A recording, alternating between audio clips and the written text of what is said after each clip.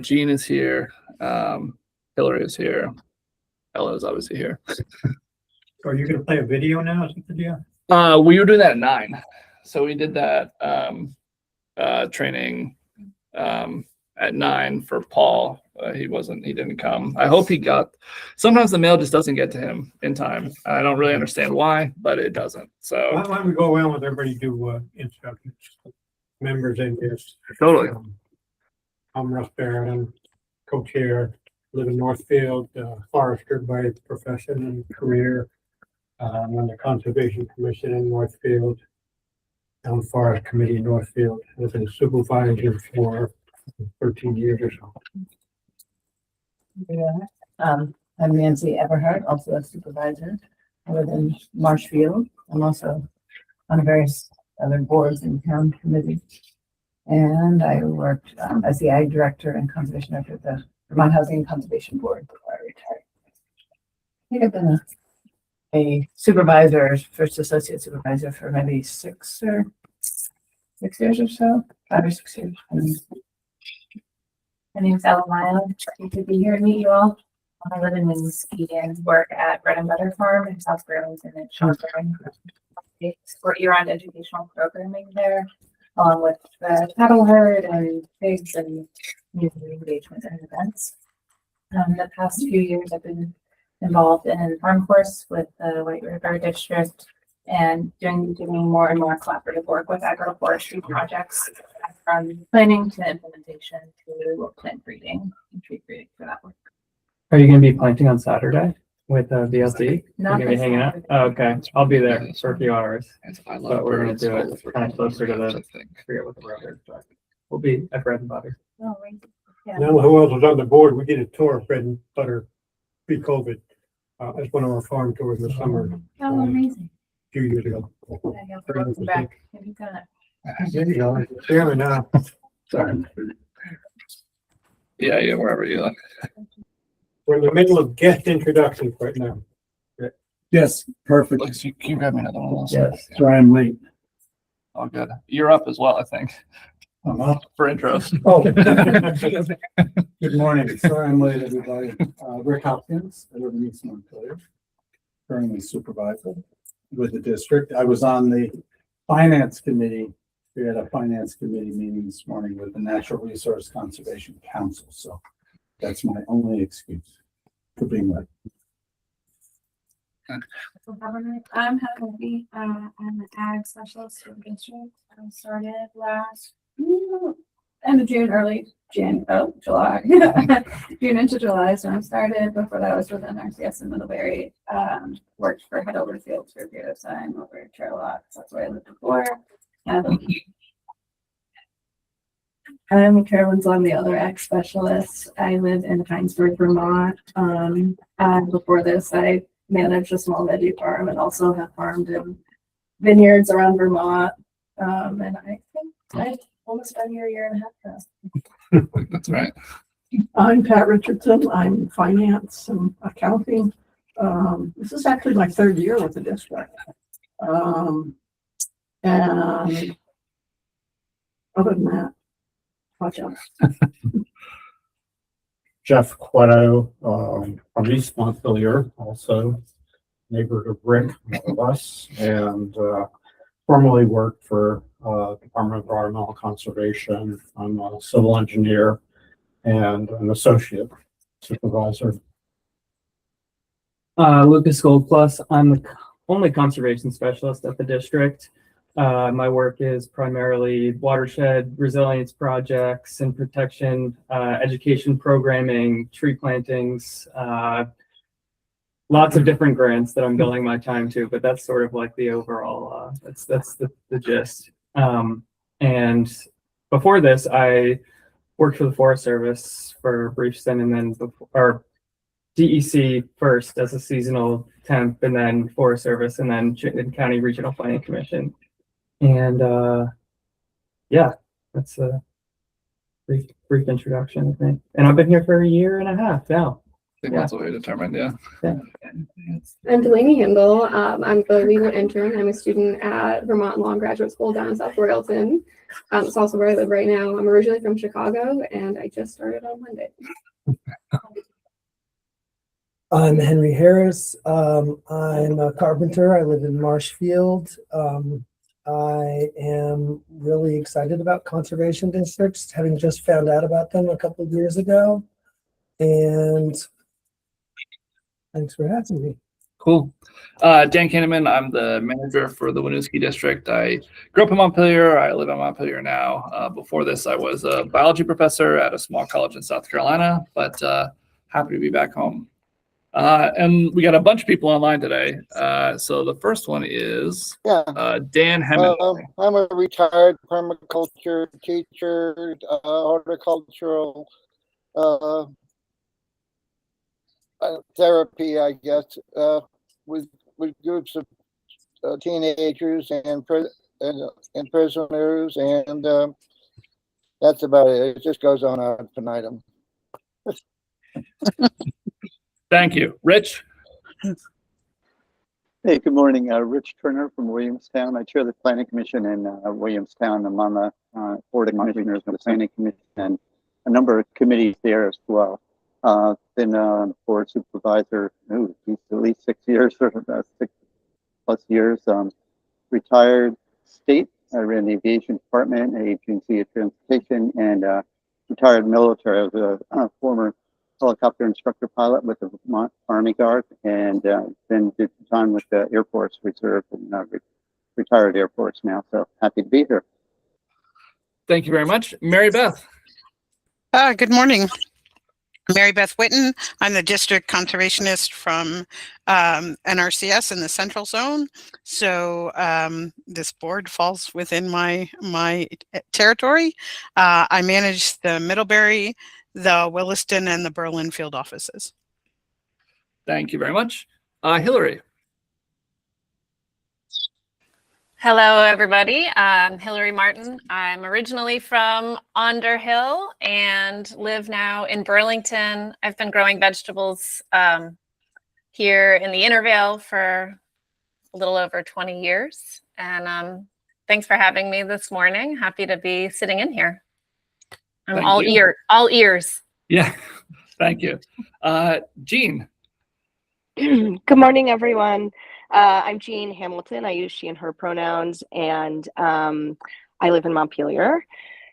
And I have my career has been in agriculture and kind of community economic development centered on local food and agricultural systems. And I've worked around the conservation districts for my whole career, and this is my first true engagement with you all. And I think it's pretty neat to be here with you all in a watershed. It's really been nice to hear where you all are from and feel connected through our watershed. So thank you so much. And similarly, I'm all ears.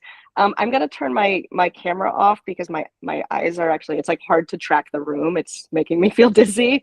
So I'll be camera off unless I talk, if that's okay with everyone. Totally fine. Thanks for coming. And anyone speak up if I missed you, but I don't think that I did. I think that's it. Great. All right. And the windows are open. So great. Thank you, everybody, for coming. Did all the guests that are in the room get a chance? They did. Okay. Ella, you missed. She went right before you. Sorry. Very good. Very good. So anyway, thanks for coming, and everybody's got an agenda, so we'll just follow. If you don't, through. there's a pile of them there. Okay. So the first item that we'd like to attend to is the approval of the March 26th meeting minutes of the district. Those are in our packets.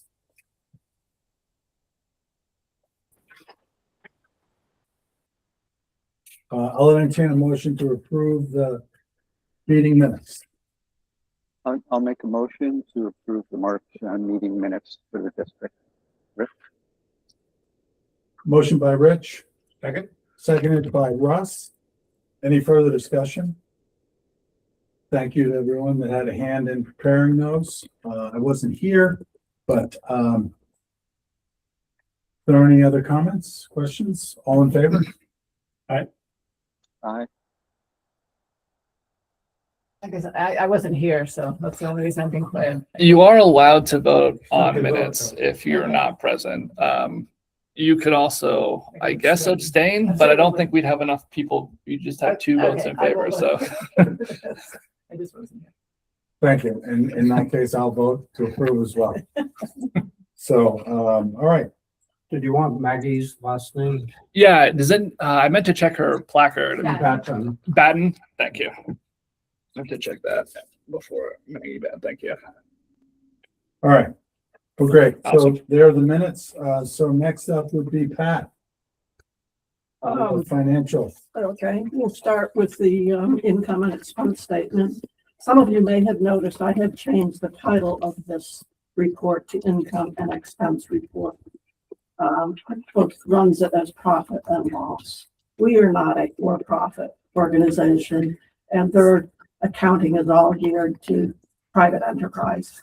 So our goal here is to break even, not to make a profit. Okay. Going down into, we're into April, Q4, first month of Q4. In the tree and shrub sales, we have preliminary numbers of 25,059. We had cash sales the day of approximately 4,000, so we're at 29,059 approximately. Again, this is not set in ink. Going down the line, project grants, primarily Storm Smart. We have invoiced Storm Smart for almost $54,000. So that is included in that number. Going down, total income, 819. Our goal is 754,141. We could possibly hit that. Personnel and payroll, I think we're right on schedule with that. Total to date 246,031, the budget 289,270. If we go down to the program and fundraising expense, the tree sale, we have an online store this year, which I think was a big help for everybody, and very reasonable. The PayPal fees for processing sales to date is 1,027. Tree sale expenses, you can add to that. I just had Rick sign some last checks, final checks for tree sales. You can add 3,300 to that. So it looks like we're going to be close to 20,000 in direct expense. Indirect expense is not posted yet, and that's staff time. I have not posted the April allocations. The heaviest allocation, of course, is going to be in the actual week and day of the sale.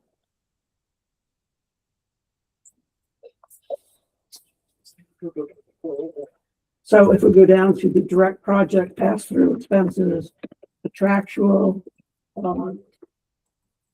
we have projected more than I think we're gonna spend this month, 6,541. So total project expenses pass-throughs are 117,269. Operational, pretty straightforward. Accounting right now is at 6,700. I think we'll probably stay within that. I'll get into that a little bit. Everything else I think is pretty straightforward. We're going to see a savings on our workman's comp simply because we're able to get Dan reclassified as administrative. So our rate went down from $5.10 per $100 in salary to 71 cents per 100 in salary. Yes, it's an outrageous number. working to do the same thing for White River. So we'll see. I did have a long discussion with the LCT about why can't they add classifications for conservation workers? I mean, they're an independent organization. We're self-insured through them. They can do it. All they have to do is do a comparable rate to what the state would charge us, and then that would be acceptable. Because right now, all of the other employees are at $5.10 per $100 in salary. So it's 5% plus. Anyway, so we're working on that. For the year, or is that something we have to re-justify? It's their 5% of their salary per year. So we have to seek that waiver, if you will, or reduce? Yeah, and we go through an audit with them every year, Okay. a very intense audit. And that's how they determine what our rate is and Okay. what our expenses are going to be. But they dump everybody into what they call not otherwise classified, which is the $5.10 rate, because they don't have a classification for conservation workers. So we're working on that. Okay. They know that they're now.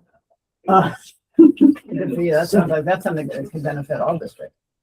That's something that could benefit all districts or all those who buy Yeah. insurance. would be- Yeah, it's interesting because I do a couple of smaller districts and they get private insurance. They don't belong to the LCT, which again is the other side of the coin. You're paying, dues to them. Yeah. But they just put themselves through it as administrative. They're single employee offices with a manager. So the private insurance company goes, oh yeah, you're administrative. So the upshot is that for the month of April, we are in the plus $9,634. For the year, $126,506. And again, that is in large part due to the carryover from last fiscal year.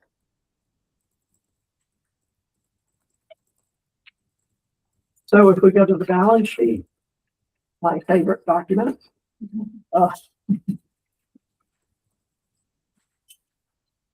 We have in the bank, total of 180,412.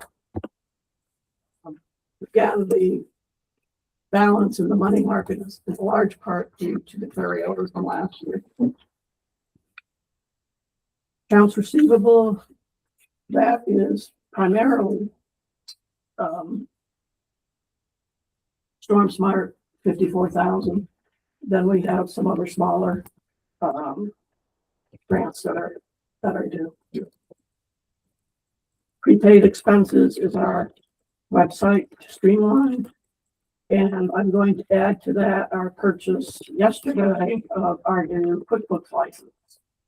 QuickBooks notified us on Wednesday that our subscription had expired. And they offered us an option to resubscribe, but that option wasn't available because we were a day late. So they filled our license. So we had to go somewhere. So I've gone with QuickBooks Plus online with the desktop add-in. So I was able to migrate everything from our old QuickBooks into the QuickBooks Online. I don't get too excited about the online because I do not like the online version at all. But what it is going to do, I'm going to invite Dan to be able to open it and he can at least get in to do reports and everything. It's going to be a read-only option for him. So, but he can export reports to Excel, he can play with it, he can do whatever he wants. I have another district that transitioned to QuickBooks Online. This is just as an aside, and they opted for the bank link. We don't have the bank link. The bank link, any transaction in your account, the bank links to your QuickBooks Online, and then you can have to go in every day and either post it or exclude it. Well, they went in and just automatically posted everything. So much for AI. 80% of their postings for 9 months is incorrect. Because AI stepped in and said, "Oh, it must be the previous account." And, so that's been a little bit of a nightmare. But it's sold as a user-friendly version, but it's definitely not a DIY project if you're converting. So, and going down to our accounts payable, 68,445. Those are our friends, the Friends of Winooski and the Friends of Niagara River is invoiced for their part of Storm Smart. And they invoiced us in March, so we have to carry this on the book. And they will be paid immediately when we're paid from Storm Smart. And they want that, even they know their invoices, we understand. We have some small payroll liabilities, Dan's credit card, which I just got the new bill, that's old, old information, but that's okay. So again, balance sheet balance is 276,038, liabilities 276,038. And then there's just I think it's the condensed version too, and that's what we typically post on the website, just to simplify it, and not get into a great deal of detail.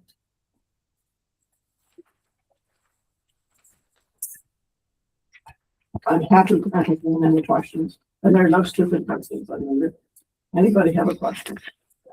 I do. I'm curious. It all looks really good, but I'm curious about, and this, I realize this balances out in the income and expenses, but we budgeted a lot more project grant revenue and expenses. And it looks like we're going to hit, and I'm just curious. Pending grants, are there anything in the works? There were some projects that I thought were going to happen this year that aren't. Like for example, Rillo Pond Dam is not going to come out this year, but I had hoped that it would. So like it's things like that maybe make up some of that from our budgeting that we did last year. That's the big one that comes to mind. Trying to think of any others that, like the Enos and Partridge Hill Road improvements that will happen this year, but probably next fiscal year. The Wichita Culvert replacement, same thing, will happen this summer, but probably next fiscal year. And I think we had budgeted that would happen this fiscal year. So some big construction projects that won't happen until the next fiscal year. Okay, Probably they're happening, but just not. They are happening. Yeah. Okay. They're just not happening this fiscal year, Okay. like in all likelihood. Yeah. And budgeting is our best effort, best guess. Yeah. We try. And I think with the situation in Washington and the things going on there, it was really hard to come up with some really solid numbers. Right. Thank you. Situation indeed. I won't go there. So thank you, You're Pat, welcome, for Thank looking into the insurance and different rate for Dan. We know you're not administrative, but we'll accept that finding for this purpose. So, Well, what they used to allow was percentages, and they won't split classifications anymore in the Okay. LCT. They used to say, okay, he's 80% admin, 20% NOC. They don't do that anymore. It's gotta be one or the other. okay. So that's part of the problem. Well, anyway, thank you for your work on that. So represents an important savings, right? Yeah, so. Any other comments or questions for Pat? We typically ask for a motion to approve the financial report. Motion by Nancy, seconded by Russ. Any further discussion? All in favor? Aye. Aye. Aye. Thanks. You're welcome, anytime. Okay, Mary Beth, you have the floor, NRCS update. Great, thanks. So as I reported last time, or Maggie helped me report last time, the team for, and this is both Washington and Chittenden County numbers. We ranked 147 applications in Washington County and 169 applications in Chittenden County. As I reported last time, we had a lot more applications than we did money. We only got 9 EQIP funded in Washington County and 27 EQIP funded in Chittenden County. So if you remember those, 147 with only 9 funded and 169 and only 27 funded. We did get one AMA, Agricultural Management Assistance Program, funded. We were the only one that got an AMA funded in the state.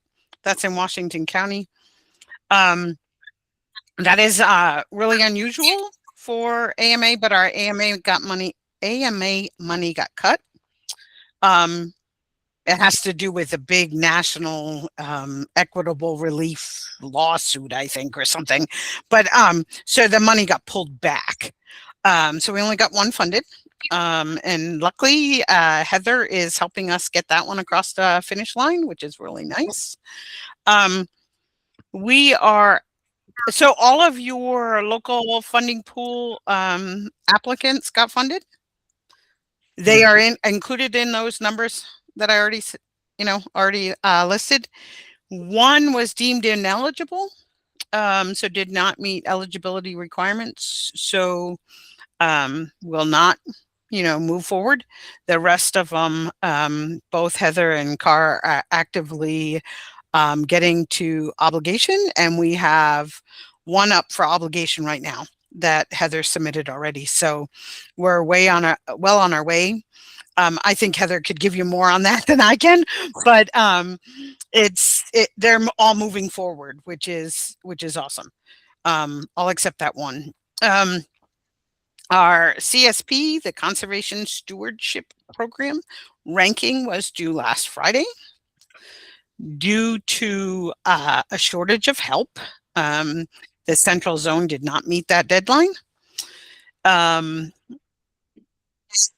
It only affected you folks by one application that is currently being ranked as we speak. They held off selections for us so that we could get the last few across the finish line. Sarah is working on that last one right now, and we'll get it done. They're going to pull selection tomorrow. We were not the only zone that did not meet that goal either. We are short help statewide. It's just that I am really short help. So they held off that deadline, or moved out that deadline, held off selection. So we should know which CSPs, which Conservation Stewardship Programs applications were selected for funding, hopefully by the end of the day tomorrow, but probably not till Friday. A lot better ratio on this, applications to money. So we ranked a total of 25 within your district, and I would predict, I don't have a crystal ball, right? So don't quote me on this, but I'm expecting all 25 of those to be pre-approved. We're only off by hundreds of thousands, right? So instead of millions, like we were in the EQIP funding pool. So and a lot of ours ranked so far that I looked this morning, we're ranking fairly high. So I would expect, it only almost came out even. There's 11 in Chittenden County and there's 13 in Washington County. And I would expect, I'm sorry, that does not add up to 25. There was 25 total. I'm missing one. Anyways, I expect them all to get funded. Just another update. Currently, Washington County staff are managing 67 active contracts. Chittenden County, are managing, no, I said that right. Washington County 67, Chittenden County 69. They're almost identical. Garrett Biello has left us, and Johan DeRocher is out on paternity leave. So I have no planner except Heather, who belongs with you folks in the Williston office. So unfortunately, that just proves to you folks how short-staffed I am. We did get a program assistant reassigned to Williston office right now. Every other zone has 2 program assistants. I've been operating with only 1 since Julie Ackerman retired. Jennifer is wonderful, but way overworked. So Kia Olson has joined us from the Northwest Zone in the Williston office. She's still going to be working for Northwest, but she will be helping us as well. So that's a great addition, because also I have nobody even except Heather and Cara to answer even the phone for us. So at least that burden is taken away from Heather, and Kia will be there on a full-time basis. I do really appreciate Heather has stepped up to the plate for us in the last week since baby was born, in helping fill the void in Williston. Maggie Batten, who is stationed out of the Berlin office, will be covering the Williston office 1 day a week, and I will be going up to the Williston office 1 day a week just so that we have coverage. Until Johan comes back, and then we'll have at least 1 full-time planner back in the Williston office. We'll still be very hurting for help, but Cheyenne Rico, who is our outreach coordinator, who used to be a planner in Maine, has also picked up 20-some applications, 20-some contracts, and 3 applications for us, and will be in and out of the office. She's chosen Mondays to help cover Williston. So although we're short-staffed, I'm pretty sure I have every day covered in the Williston office. So people should still be encouraged to call, to put in applications. You know, all of that. We're still trying to function as normal. It's just really short-staffed. I would like to report that your local funding pool, your staff and I met again, went over our D1, and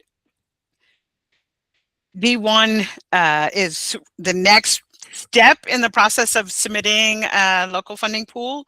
It is basically submitting your practices and your ranking questions, and that was signed and submitted to for your 2026 local funding pool proposal. So Heather and Dan and team, Cara and team are keeping you on schedule. That you're good for that proposal. Just a few office updates for the Berlin office. We have a potential mold problem in the back portion of the Berlin office.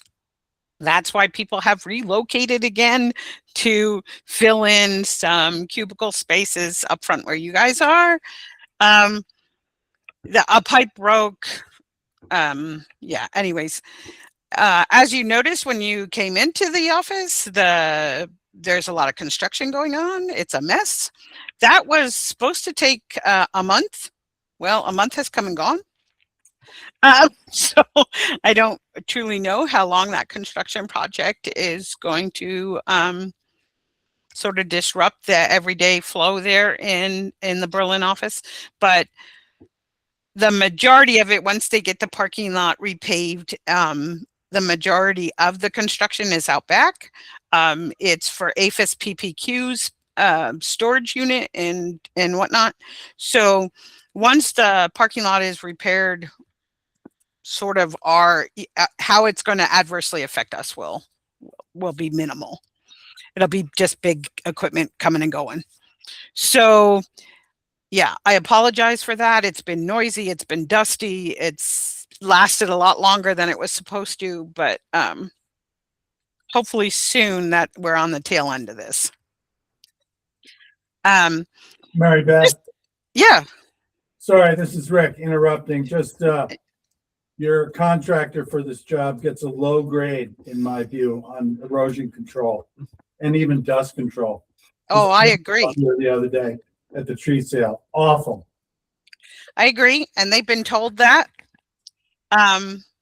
We did put in a formal complaint to that. Hopefully they're addressing the dust. They were supposed to be watering it daily. They weren't. Um, Well, good thing because the erosion control practices were terrible. So if Yeah. they're putting a lot of water, they were gonna get a lot of erosion. But yeah, and a lot of exposed dirt. yeah, and in the meantime, then got a lot of dust, which was horrible.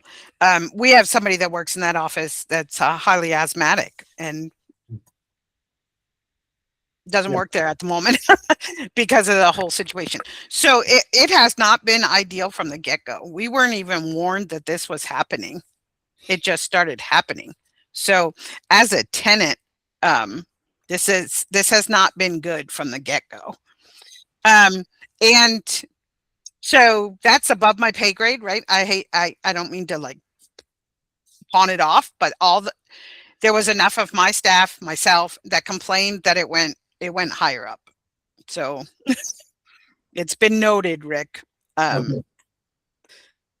By Joe Buford's on it, and he actually went to the leasing department out of HQ. So it's been taken all the way to the top. What comes of it? Got no clue, right? That's it's almost a little too late for something to come of it. Well, it's mulch out there now. I'm looking out the window. So Yeah. thin veneer of mulch.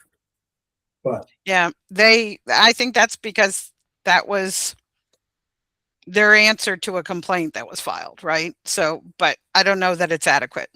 But that's still being addressed. That's being worked on by our state office. So the same with the mold problem, that they felt there was no mold. We proved that there was mold. Has to be remediated before we can move back in there. So there's issues. They're being addressed. I know you guys will be all heartbroken about this, but I am still waiting on 2 civil rights forms. So I cannot do your civil rights training. Yeah, I told you would be so like disappointed. So I was told that Dan asked me about this when we had our check-in. I did follow up Dan. They said we're not going to worry about it this year. All right. Sounds So I knew you guys would be totally upset about that, but we will. It doesn't mean we're off the hook. It just means they can't get their act together. But we will pick it up next year and do the civil rights training again later. That is all I have to report, unless you folks have questions of me.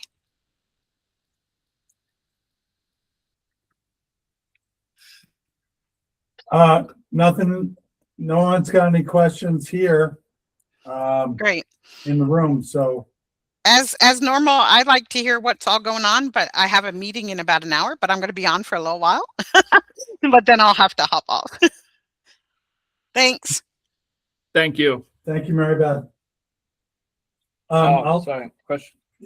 Yeah, just because there's a gap in the agenda now, I didn't know if you were planning on having a conversation with these prospective board members in this agenda, or if that's for another time, or Ella and Jean and Hillary are all here to talk about being associate supervisors, or like I did the first time I came in. Are you aware? You're aware of that? We exchanged Right. emails about this. So I just raised my hand because if we're not gonna have this, anyway, I'll let you manage your own meeting, but I should figure that out. Yeah, definitely. We wanted to, go a little bit deeper into our guests and their interests and, having that conversation, but, certainly, did I miss the agenda item? No, you didn't miss it. Okay. I think It's just not on there. that I meant to put it with the supervisor union collaboration, because that's also something that you That were sounds working good. on, but it's not on here. So that's my bad. I That sounds apologize. good. Well, I didn't formally propose it. I was just assuming. Yeah, Yeah. no, perfectly good assumption, and, let's, if we can get through this, maybe we can insert, that item for our guests and our benefit. Great. Before we get to the program updates. Is that a good? Fine with me. Yeah. Okay. Totally fine with me. Yep. Yeah, we're missing the civil rights training. So we'll just insert, an opportunity for our guests to tell us a little bit more about themselves. But before we get there, let me just give you a quick update from Natural Resource Conservation Council, NRCC. Council is a state agency recognized here in Vermont. Been around for a long time. When the conservation districts were created, the council as a state agency was created basically to oversee the districts, the 14 districts. And a combination of districts, the White River District and the Winooski District, represent the Central Supervisory Union. Each supervisory union in Vermont is a member of council. So there are 6 supervisory unions. And council this year made a request to the legislature for funding. That request right now is at $912,000. It hasn't been approved by the legislature or endorsed by the governor yet.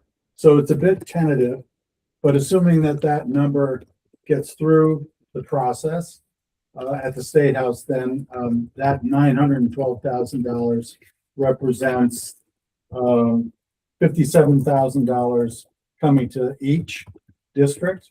Each of the 14 districts will get $57,000, a $3,600 increase over the year prior. There's money for supervisory union representatives to attend the meetings.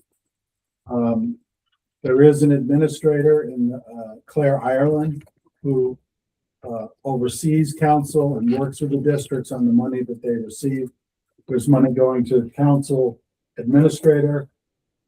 There's money for district manager representatives for council. There is a job description coming out for that as Sarah stepping down. Corey's term ends, but Corey wants to continue. So it's a 2 DM shared position. And then there's money for capacity building and professional development. So fingers crossed that 912 gets approved at the State House and the districts receive their money. Yeah, my understanding is that the only thing that would stop it would be a veto of the budget by the governor. Yeah. It's basically been accepted by both the House and the Senate. It's just whether the governor is willing to sign the budget or not. Yeah. So if he vetoes it, then they might get cut, right? And maybe the state faces a government shutdown. Also a possibility. Yeah. So we'll see. So that's all I have. Council, the Finance Committee, of which I attended this morning, we meet once a month to talk about financial matters. And then council meets once every quarter. From the 6 supervisory unions and then the 3 agency representatives, ANR, Vermont Agency of Agriculture, and UVM Extension. So they meet once a quarter. But I'm just curious how the district manager reps are chosen. Yeah, that is like a 2-year position for district managers to submit a letter of interest. And then Claire, and I think the Finance Committee, unless the council wants to weigh in, but there is a process to review those district managers that have expressed interest and their capability, that sort of thing. So it's about 300 hours for 2-year period for the 2 individuals. So there is a process, and it's a 2-year period so that district managers can kind of rotate through it if there's interest. Thank you. And I think that Ben, we talked about this at the district manager meeting on Monday. I think there's a hope that they're going to try to stagger those 2-year terms now where they're not currently staggered. So I think someone's going to get a 1-year term and someone will get the 2-year term. Yeah.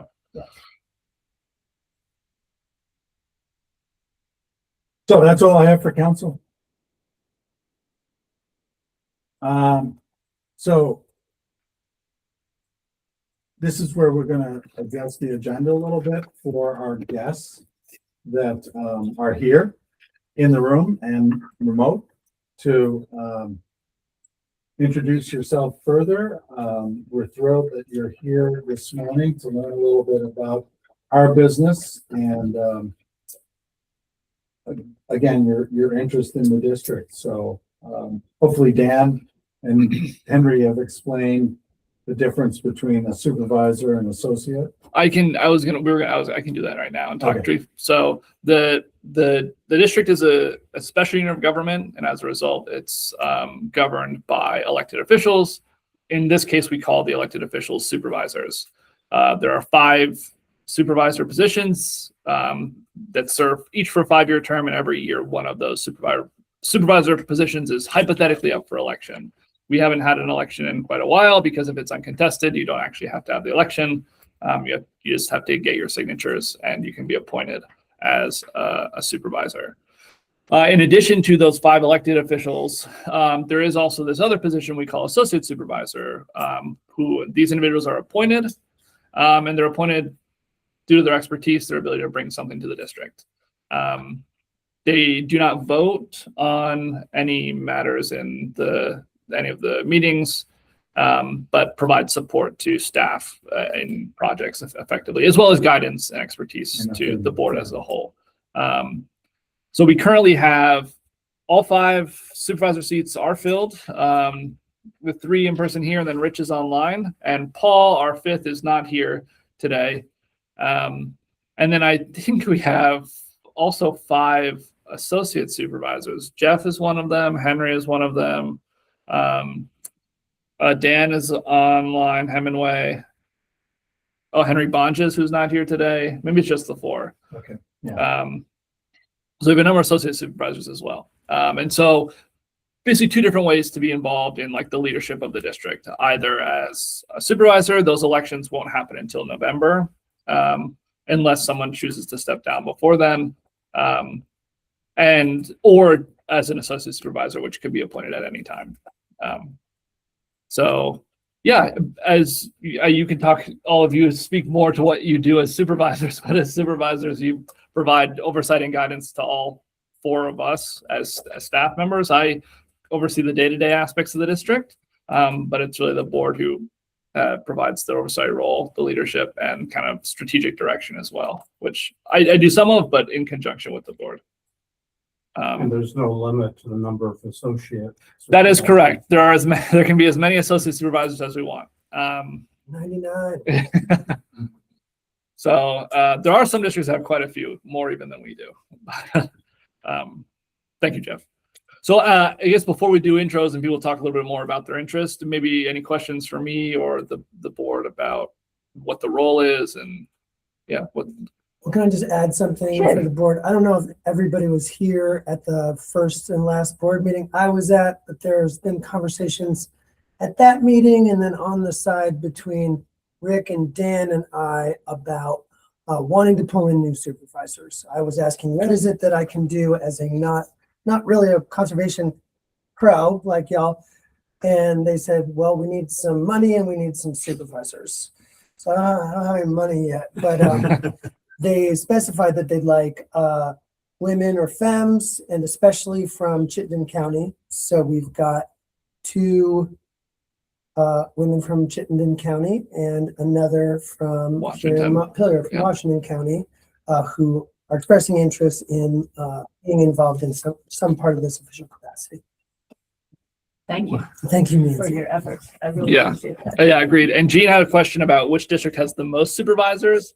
And off the top of my head, I don't know. I just remember looking at the spreadsheet that there was one district that had quite a few of them. And I couldn't tell you offhand which it is, so I'm sorry about that, but I do know that it's one of them. I mean, but districts have 5 supervisors. Correct, but Up to 5. associates. But There's associate supervisors, it's. the sky is the limit. Yeah. And I just wanted to say quickly, maybe you've noticed I'm texting furiously over here. It's because I'm talking to the 2 of our prospective associates online, answering questions and stuff. So Okay. I'm not trying to be rude and order pizza or anything. Cool. So go ahead, sorry. Well, no, I was just gonna say that Paul, who's not here, lives in Waitsfield, and Rich, who's on the call, 2 supervisors have expressed interest previously in being able to step down. They're serving in their capacity as supervisors now until somebody either gets elected or is appointed. So we appreciate, Henry, you beating the bushes and inviting these guests today. So we just wanted you to be able to see and understand a little bit from today, kind of what we're doing and whether that has any interest and appeal. So, but Dan, if you're at the master switch here, do you want to sort of coordinate who wants to go first? Sure, yeah, totally. And we'd be able to start in the room. Ella, you already talked a little bit about yourself, but maybe talk about your interest in serving as a supervisor, and yeah. And I'll just repeat since I've been before you entered the room. My name is Ella Mayal. I live in Winooski. I've been at Bread and Butter Farm for 8 years, serving both within educational programming and land team. The land team encompasses grazing herd of around 100 cattle, actively grazing 400 acres. Overall, Bread and Butter manages 600. So those are 200 riparian zones, wetlands, some buffer areas. I'm involved in year-round education and community engagement, 5 years old to 20-year-olds. We support and have a lot of partnerships with UVM, the Institute of Agroecology, and other partnerships with Vermont Land Trust, Dirt Capital, Vermont Grass Farmers Association. There's a long list of collaborations. Involved at the farm, I've been especially interested in agroforestry and pursuing education and opportunity in collaboration with growing trees, both for humans and for animals. The past year, I've been working at Yellowbud Farm, which is an agroforestry tree nursery in Northfield, Massachusetts. They used to be in the White River area, but migrated south there. And they're doing a lot of really on the front line breeding work for trees that will be and that are incredibly productive and climate resilient. For yellowbud hickory, which can be pressed for oil, shagbark hickory consumed by farm animals and humans, along with chestnuts, mulberries, some peaches. So long list of trees that I've been learning more about and planting. And in terms of the board and joining in my interests, I met Jen and Henry here a couple of years ago through the White River District and Farm Force. I was the program coordinator for that while funding existed. And through that program and then through hearing gaps with CSPs and really the awareness of what resources are available, I'm really interested in the community awareness and education and connectivity for planning agroforestry projects and implementation, and how that applies right to also conservation and our waterways and greater bioregional resources. So yeah, I think that's kind of a quick version. I can easily talk about any of these things more, but. And stemming off of your work with Yellowbud, the larger project, you're actually like doing a pretty massive tree distro. Yes, so in the district. This spring, we brought up 1,500 to 1,700 trees that we were able to distribute for free to farmers and community food forest projects, mostly within Chittenden County, some in the Upper Valley. And that happened through my work at Yellowbud, and these were the bee trees that they thought they couldn't sell, but were still totally viable and from the same mother sourced seeds. So seeds planted directly into the nursery beds. And those trees were distributed for free in both the farms that are planting trees. And at Rock Point, we partnered with Branch Out Burlington, and some of those trees will become street trees in the fall and spring. And I'm curious about more collaboration between street trees and community orcharding as a longer arc project of community food sharing and sovereignty and security. Awesome. Thank you so much. Yeah, Thank you. Thank you. I don't have a preference if Hillary or Jean, if one of you's champion at the bit here. If not, I'll just say Hillary, go ahead. Hillary, can I jump in because my phone battery is dying? Then And go, I'm please. afraid it's gonna die. Please go. Okay. Thank you, Hillary. So yeah, I don't know what to say. First, I just want to say, Ella, thank you for the work you're doing. That is so awesome. I'm so excited about everything you just said. And I have been spending a lot of my recent time like in politics and specifically in the state house, and have been feeling so cynical about everything. And listening to you say that 12 to 1700 trees were brought here and distributed for free feels like, oh my gosh, this is why I want to be part of this group, is because real things are happening to care for our watershed. And I'm trying to think what's helpful to tell you about me. As I said, I have spent I've lived in Vermont since I was 18. I came to Vermont, to the state, to go to college.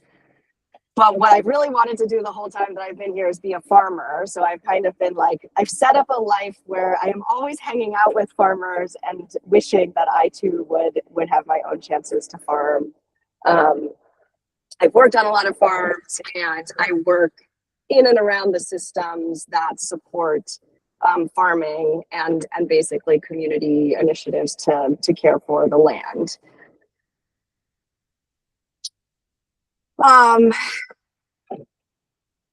Henry, is there anything that you know about me that you think would be helpful to say? Thanks for Thank asking. you. So talk about the LAOB and Everyone Eats and your involvement in both.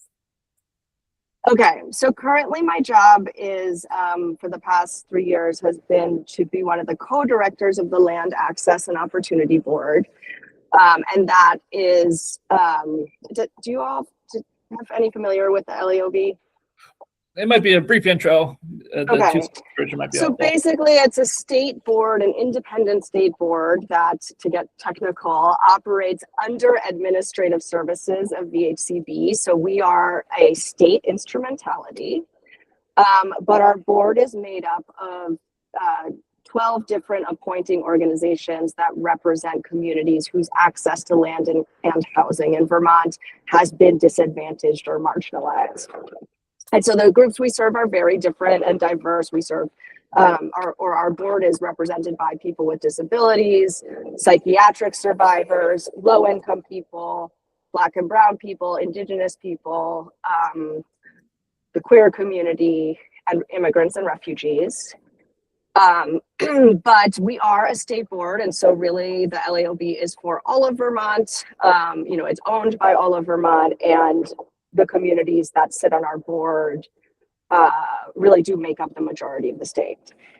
What our board is intended to do has a lot of overlap with what the conservation districts are intended to do, which is to invite community into decision-making over what's happening with land and housing in the state. So I'll stop there with LAOB in case, unless folks have questions. Everyone Eats is a program, is sort of the last program I worked on during COVID. It ended up being like a FEMA-funded food security program where we brought in about $44 million of FEMA money to buy meals from local restaurants, from about 260 restaurants around the state, that were then distributed to through like different kinds of meal distribution sites to many thousands of Vermonters. So I have some experience, and then before that, I've worked kind of in and around the farm system for NOFA Vermont and for Black River Produce and different parts of the state. But my experience is really in like linking community systems with like the institutions, and then with federal resources as well. But really, all the time, I wish what I was doing was planting trees and growing things from seeds. Cool. Thank you. Thank you so much. All right, Hillary. All right. So I'm kind of like the opposite of Jean, where I mostly am like planting seeds and growing food with like a huge respect and admiration for all of the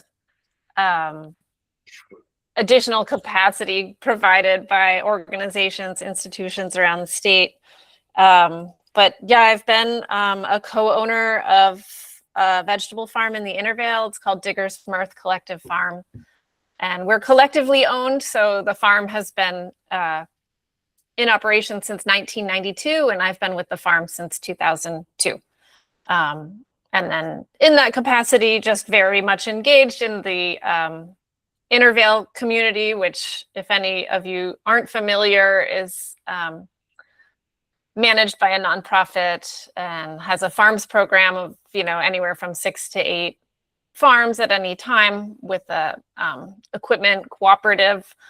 So I've been kind of like involved in managing that equipment with my compadres down at the Intervale now for many years. And I have a little bit of board experience, but really have been kind of hunkered down with growing in the Intervale. And at this point, I'm just kind of in terms of capacity and interest, I think I'm kind of coming to a point in my life where I'm just interested in connecting some of the dots and like branching out a little bit more. Obviously, in the Intervale, we're so vulnerable to flooding, and with climate change, I'm just kind of like, just turning outwards and thinking about how to be connected in the community, ecologically, outside of like the foodscape. So I think I'm not sure I have much more to describe about myself, but I think I'll leave it there unless there are questions.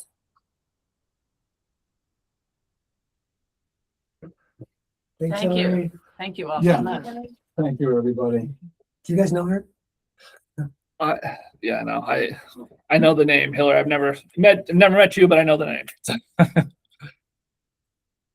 Well, again, this is Rick. I just wanted to acknowledge your interest, your willingness to come today, meet all of us, explain your interest and backgrounds to us.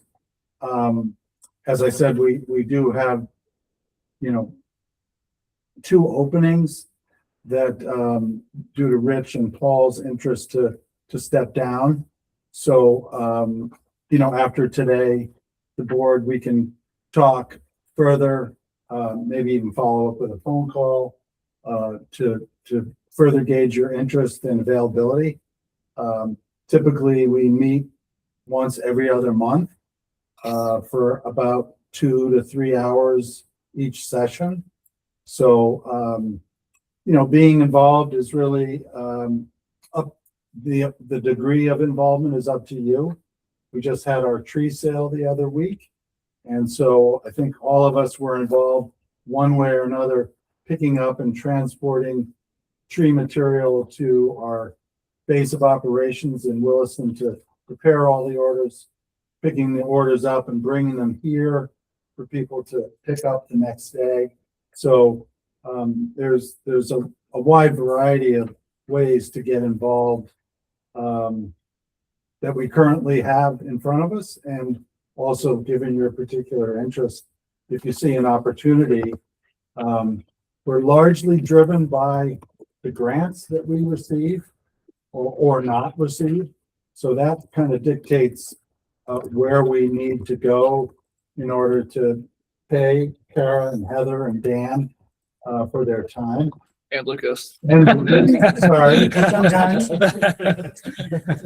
I was gonna get to you, yeah. Figured. But certainly for the 2 counties that we serve, we are the largest district by area and population served. So there are a lot of issues and opportunities and problems for the Winooski district to get involved with. And so we appreciate your interest today. So if that sounds like a reasonable way to let you know what kind of happens next, we can be in touch and please think about your interest and ability to participate without really any expectation aside from attending meetings. If you want to be a supervisor, get more involved, or an associate supervisor, if paying attention to what we do, providing your opinion, your advice, your expertise in how the district does what it does or takes on new opportunities. So, but with that, we will let you further see what we're doing with program and staff updates. So Lucas, Yeah. you have the floor. Here, hold up. Let me pull that up because the handout you have came Yeah, a little bit PDF late. version. So let me just open that up here. Yeah, usually I put like a blurb as to what project, like what the sort of background to the project for newer folks. And of course, the one time we have the most new folks here, there's no blurb. So I'll just kind of go over what Rethink Runoff is. I'll wait for you, Dan, to pull it up. I think you should be good now. So Rethink Runoff is in Chittenden County. It's an initiative that is managed by Chittenden County Regional Planning Commission, but coordinated by the Winooski NRCD. Essentially, our role is to help MS4 towns, which stands for Municipal Separate Storm Sewer System towns, meet their minimum control measure 1 and 2 requirements of their permit. So our role is essentially to do projects and public outreach and education based around managing stormwater and protecting the Lake Champlain Basin. So this comes with a variety, they've sort of given me free reign, which is nice to sort of explore different projects and try different things every year, which is really nice. So last year we did like a rain garden workshop at Gardner Supply in partnership with Blue Bee TV and the Shelburne Stormwater Department and UVMC grant, stream cleanups, rain barrel workshops, just like presentations for kids and presentations for adults. And so there's a lot of different fun projects that we can do. And so this year, I sort of for the past couple of months have just been reaching out to community partners and planning different projects. So we've already finished one, which is a picture in the upper right-hand corner of the handout in Essex Junction at the Amtrak station, which is essentially like there's a walking path to the high school, and it's just become overgrown. The Red Oak Dogwood is doing really well, but it's overgrown. So it was sort of like a revitalization day on Green Up Day, and a bunch of people came out. I guess there's just like a group of people that go out every year on Green Up Day, but to do this, but we sort of made it a fun event. And, I pass out like a homeowner stormwater manuals, and we have little pamphlets of ways to get involved. Town meeting TV showed up. There were some local representatives who showed up, kids, adults, grandparents, like it was all hands on deck, and people were picking up trash. People had loppers. Someone called the police on us because we were like cutting too close to their train tracks, which fair, I guess. And so the cops showed up and they're like, yeah, appreciate what you're doing, but to get off the train tracks. So, but it was good. And so that was one event that happened. This year we had, sorry, I'm kind of going out of order, but we got one-time money from the program to do a refresh of the rain gardens. So essentially, within Rethink Runoff is a program that we've been running called Adopt a Rain Garden. And it's basically a program where we coordinate volunteers, put them in touch with gardens that have sort of fallen into disrepair, sort of. Public Works doesn't take care of them anymore. They have, a lot of litter and weeds, and I coordinate volunteers to take care of them.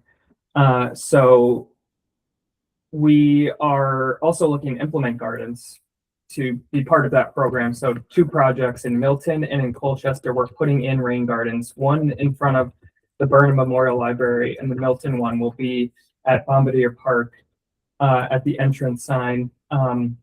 So those are both going to be volunteer projects. We have the UVM Master Gardeners program coming to do the implementation, and I found that it's easier to just have experienced gardeners help me instead of just a bunch of volunteers.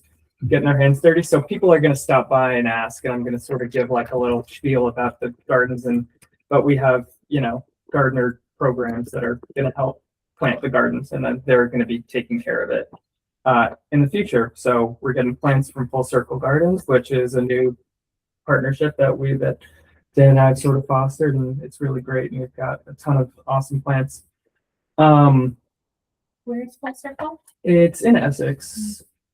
Where it is, I'm not sure in Essex. But I will be there next week to pick up some plants. So stay posted. Also, as part of Rethink Runoff, I coordinate a program called the La Rosa Partnership Program. So this is a state program through DEC Lakes and Ponds. I coordinate the Chittenden County branch of the program. Every year we sample sites, usually between 10 and 20 sites, and we monitor for phosphorus, total nitrogen, and total chloride. And this year we've got just about, I think, 16 sites, 16 different trips that we're monitoring with 13 different volunteers. And we are currently in sample event number 2 out of 8. So that runs from late April to early August. That takes up a lot of my time, especially in the field season for Rethink Runoff, but it's going really well. And it's cool to have volunteers. People go to the beaches in Chittenden County, and they're always wondering why the signs are up about cyanobacteria. And I feel like that drives a lot of interest in this program, because this is a way for folks to directly get involved with stormwater management and learn more about, why are the beaches closing and what can I do to help? So it's really fun to educate folks and actually have them lace up their boots and get their hands dirty. So that's another one of the programs that's kicked off for this year, and it's going well. I'm planning an event at the Fletcher Free Library in Burlington with the elementary, I think middle school down the road, Edmonds Middle School, to talk about Adopt a Drain, which is similar to Adopt a Rain Garden. People can adopt a drain, give it a fun name, and clean it out. And I talk to folks about why it's important to clean out your drains, why it's important to protect why cleaning drains is important to overall watershed health.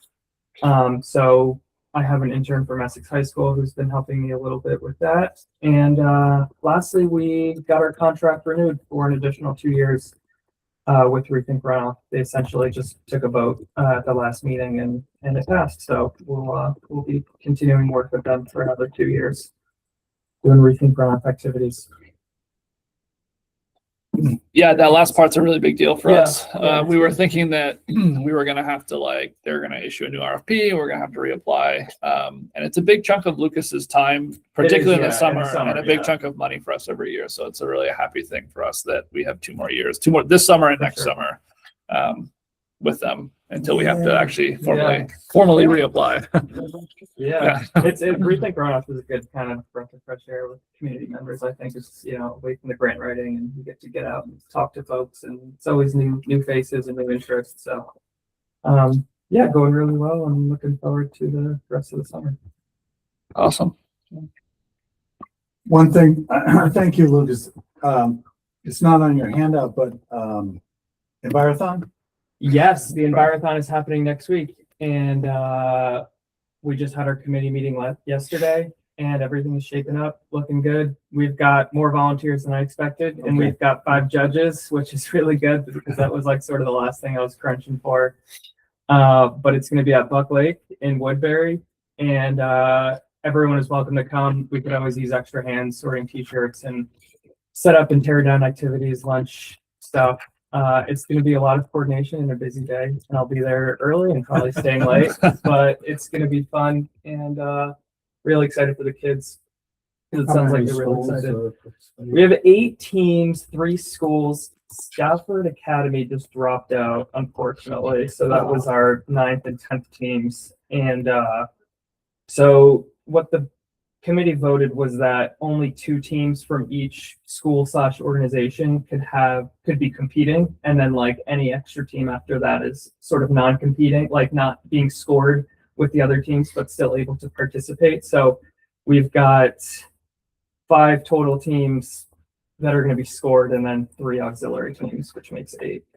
But Hannaford Career Center in Middlebury, North Country in Derby and Woodstock, Union High School in Woodstock. Derby's gonna take it again. They tend to do really well. Is So that the high school or is it the? in North Country Career Center, sorry. Oh. Yeah. So it can be like Career Center, high school. It could be like homeschooled students. We had like a homeschool teams. homeschool group involved that was like initially wanted to get involved and then pulled out. So that's kind of the trend with Envirothon.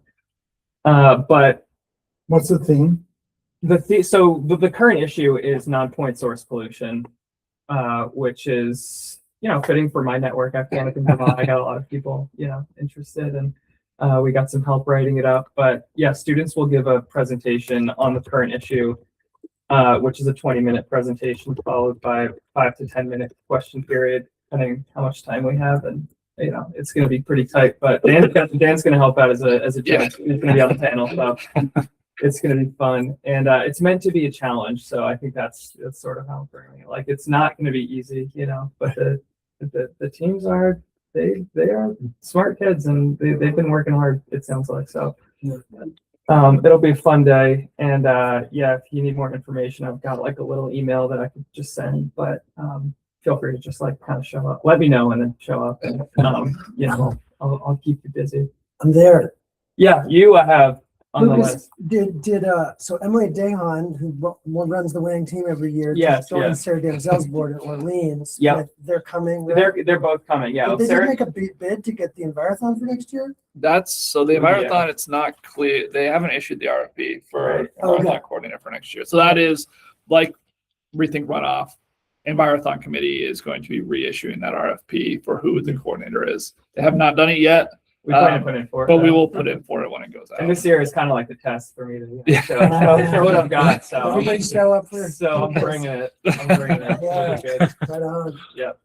Lucas, could you send an email around just with specifics? Yes, I of can, yeah. timing and Yeah. such? Yeah. It's a week from The today. 2 important things is Yeah, like it's Wednesday. Buck Lake Wildlife Management Area and getting there before 8:30. Is like the 2 things I'm telling people. But I can send Which day is it? Wednesday. May 27th, a week from today. I like to see. It's gonna go to like 3:15. Expect like 3:30. I would say, but no obligation to stay the whole time either. Yeah. But yeah, come check it out. Should be fun. Delaney, you're coming there. Yeah, I'll do that. Yeah. Everything runoff question, just curious with the increasing rain garden education, Mm. I've been collaborating with Vermont Garden Network and Carolina. I tried to reach out to them, but a few times, and I didn't hear anything back. I did too. They said they were at max like programming kind of Mhm. stuff when I talked to them about another budget. Yeah, I tried. There's like a lot of the towns have like the gardening clubs and like Facebook groups and stuff. So I try and just like find an email and reach out. Also, conservation commissions are pretty involved in this program, which is good. That's where I get like volunteers for stream sampling and gardening and stuff. But always looking for more contacts to reach out to. Yeah, if you've got an in and are willing to make the connection, Yeah, happy for to have sure. it. Yeah. For sure. No doubt. But yeah, that's all I got. Thank you. Great. Good Good luck luck next week. Yeah. I apologize, I don't have a one pager, so excuse me for reading off my notes, but I'm going to talk about our state funding, the Ag Clean Water Initiative program. That funds a lot of our TA work and education and outreach for the ag programs. So we're finishing out our current ag CWIP deliverables that ends at the end of June. So we're pretty on track to meet our deliverables. Heather and I have been going on a ton of site visits, been doing soil testing, and we've been putting out our ag newsletters to reach our materials deliverable. And then we have our farm teams deliverable, and we have 3 people interested in that. We have 2 events we still need to do. One is actually tomorrow. We have a bobolink grazing event at Bobolink Farm. If anyone's interested in coming, we have a good turnout. I think about 16 people have 15, 16 people have signed up to go. That will also reach we had need, I think 100 people over the agreement to come to events, so that will make us reach that deliverable too. So we have that, and then we have a farm cleanup next Tuesday at a farm in Orange. We've talked about this previously. We're partnering with Ben and Jerry's, and their volunteers are going to come out and help us clean debris off the farm on Tuesday. And then we might have another one in June about grasslands birds at the Charlotte Wildlife Refuge, or just do a bird walk there. That one's still in the works, so that's to come because it's a little short of a turnaround. So far this spring, Heather and I have done 76 soil tests, which we've been busy doing that. And for our site visits, we need 139 for the grant agreement, and we have 135. Nice. So it's really great. We'll definitely reach those for the next month and a half. So we've also had 2 incident management plans set for Heather Darby's approval, and 3 more that should hopefully be getting to her soon. So everything looks good for that. And then if we start our next XUIP agreement, I think we're still working out the deliverables to be approved by VACD. They haven't ever gotten back to us. The 3 of us worked on our proposal. They gave us back our less money than we asked for, and then we had to adjust our deliverables, and we did that, and we've not heard back from them. for everybody. As they did for everybody, right? Yeah, it's across the board. Nobody got as much money as they asked for. It's often not work. Sorry, go ahead. No, yeah, that's it'll just be basically continuing on the same work. It's going to be a little heavier on TA and education outreach, which was requested. So that'll start after our other one ends, and that's pretty much XUIP. I also added just a quick bit on Vermont paper phosphorus. Those applications are going out in June. Couple of the farmers we've worked with previously have shown interest, and some other agencies have reached out to us with people they think might work for it. The issue is, which we talked about before, is if you're in other programs with similar conservation practices, then you can't be in both, but you are allowed to be at least in 2 for the first year for the data collection, but it might not be worth anyone's time to really do that. But some people are interested in kind of doing both and seeing what works best for them. And if you don't know what Vermont paper phosphorus is, it's basically paying for farmers for good conservation practices like cover cropping, no-till, reduced till, rotational grazing, and stuff like that. Awesome. Yeah, and it's unique in that unlike many other programs that pay based on like implementing a practice, they do soil testing before and after to look at actual phosphorus reductions. And you get paid based on how much phosphorus you actually reduce from your practices rather than just the practice that you implemented. So it's a program from the state, and yeah, this is like 2.0. So they kind of finish up their first round of this program, and this is now the next iteration of it. Yeah, I think I actually don't know if they have a program called Power BI, which kind of they base it off of like how much manure is applied and like that reduction year to year. I actually don't know if they soil test. That would be interesting for them to do. That's feathers more into the regenerative pilot program that's being for soil testing. But it's all based upon a nutrient management plan where you have to have your active soil testing DNA, right? So BPFP is like all just related to them working with your NMP, making sure like that's solid before you even get in the program, right? And basing those payments that you get not only on the practice itself, but the reductions that seen on the land due to the soil types and like the conditions that would warrant those phosphorus reductions on the land, right? So it's like a double payment, which is good for those producers, right? Because it's not just like paying for the seed for cover crop, but really what that cover crop is doing for the state of Vermont, which is cool. Yeah. It got complicated last fall because a lot of cover crop died because of the drought. And if the cover crop dies, then you don't get paid. So there's some people who weren't super happy about that, but yeah. Even if it was planted? Yeah, so Well, like that's several of my producers that I went out and certified did get cover crop payments, even though they had planted the cover crop, right? And then they ended up deciding it was based upon planting date, which makes sense, but that's in the deliverable, right, that they get in the beginning of what's expected. But they were real sticklers this year about that because it was all based upon, like, it's a performance program, right? So it's like, even though they expended the capital to do the practice, even though it didn't, like, even though they did it, it didn't accomplish the need of reducing the Yeah. phosphorus because it wasn't. Didn't grow. It didn't. But it was a bummer because I was like driving by all those fields this spring. Like, that cover crop's coming up just fine. to me. Yeah, But you exactly. know, it wasn't active in the fall, right? When they wanted it to be active. So it was a little bit of a bummer for some of my producers, but the great thing of it was I had some conversations with them. They're like, well, you know, we see the use in these practices and we're going to do them anyways, right? Regardless of whether or not BPFP is paying us, like you see the need and we're going to do it. So and that was really heartwarming for me because they weren't upset. They were bummed, right? But like they weren't upset with me going out doing those verifications. They understood and they were like, you know, this is what the land, we're going to do it. So that was really productive. And that one of those producers actually, they so this feathers really nicely into the NRCS conversation. Yeah, so BPFP, like Dan mentioned, it's like you can't have double payment right through the state and the feds on those practices, and you used to be able to. So now it's if you have a federal EQIP application or CSP that pays for cover crop or any of those practices that are covered by BPFP, you're disqualified from BPFP to move forward.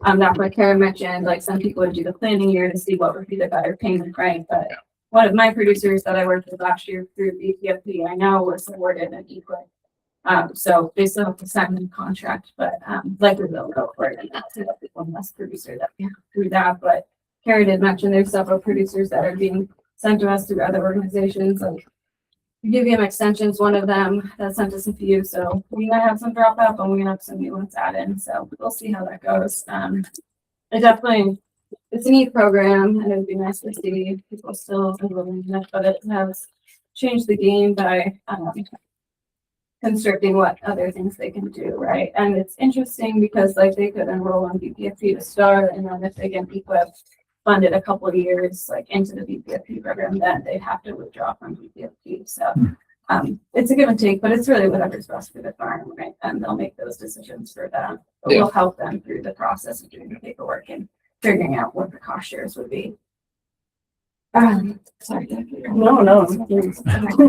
And then for just the locally led process and funding pools where we're at with that stuff, Mary Beth did a really good job summarizing pretty much everything that's going on there. For the Main STEM project, which is the 2024 locally led, we did, that's the producers, right? Pretty much in Richmond. Pretty much they're in Richmond. You want to explain that project briefly? Just for the guests, so sorry for the I'm sorry. So the first locally led funding pool that the district applied for was before Kara and I's time with Kat Lewis.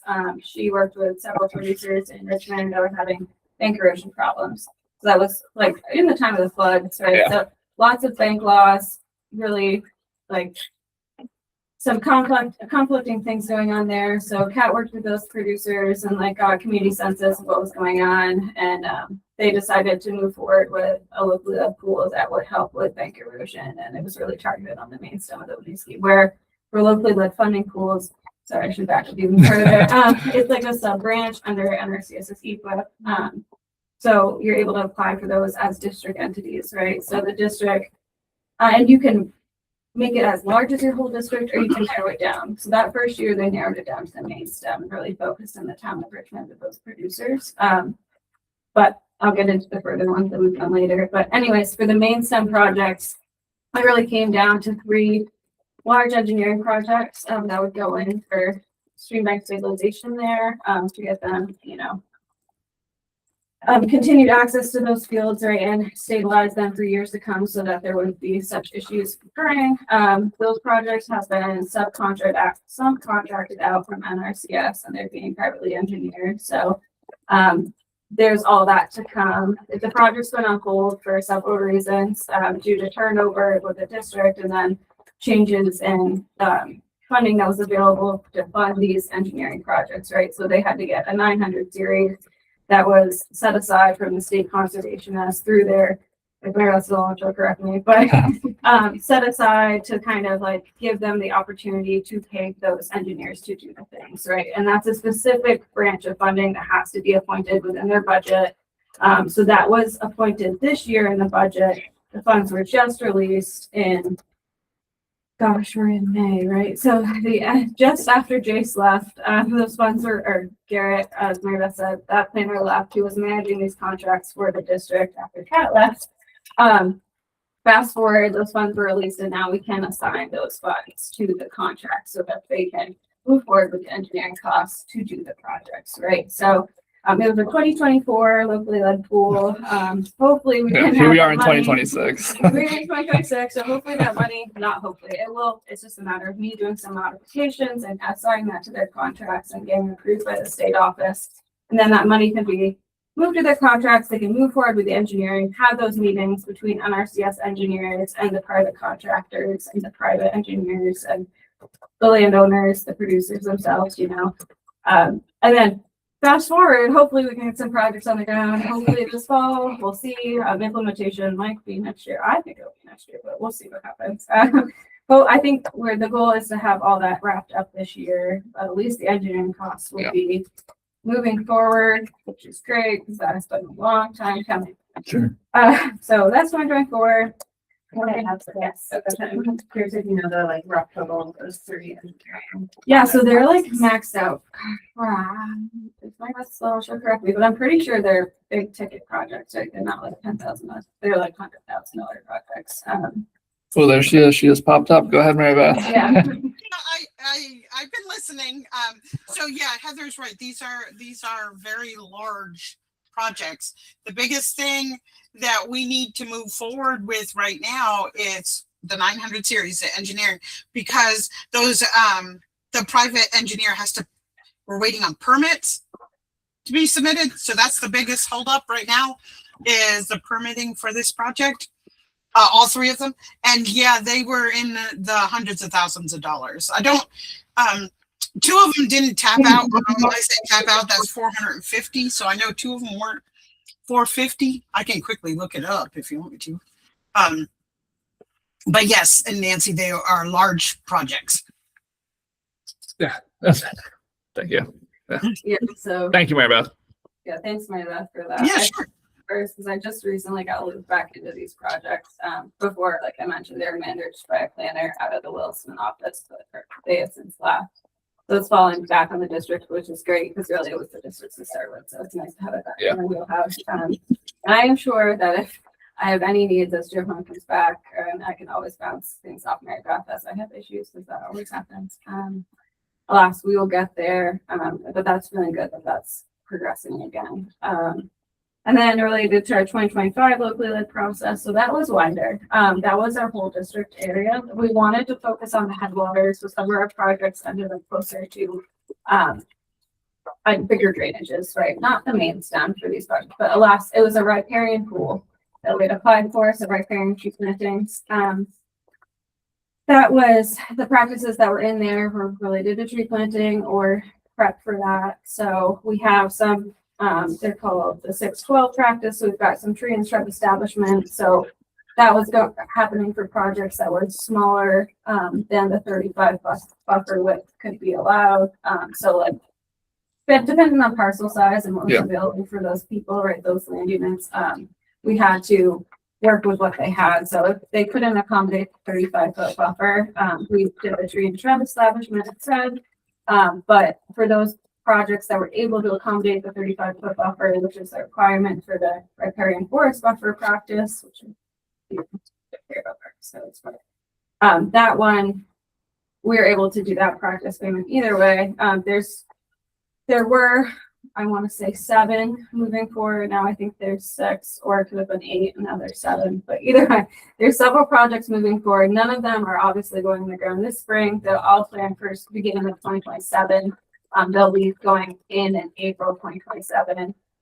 There is one project, actually there's 2 projects that are a little different. So most of them are just basic tree plantings that are going to happen in April 2027 with all native stock, bare root stock. There's guidance related to that I'll be talking about with all these people. But there's 2 different projects which are kind of fun. There's one that's going to go over the span of 5 years. Which is great because it's a really large parcel.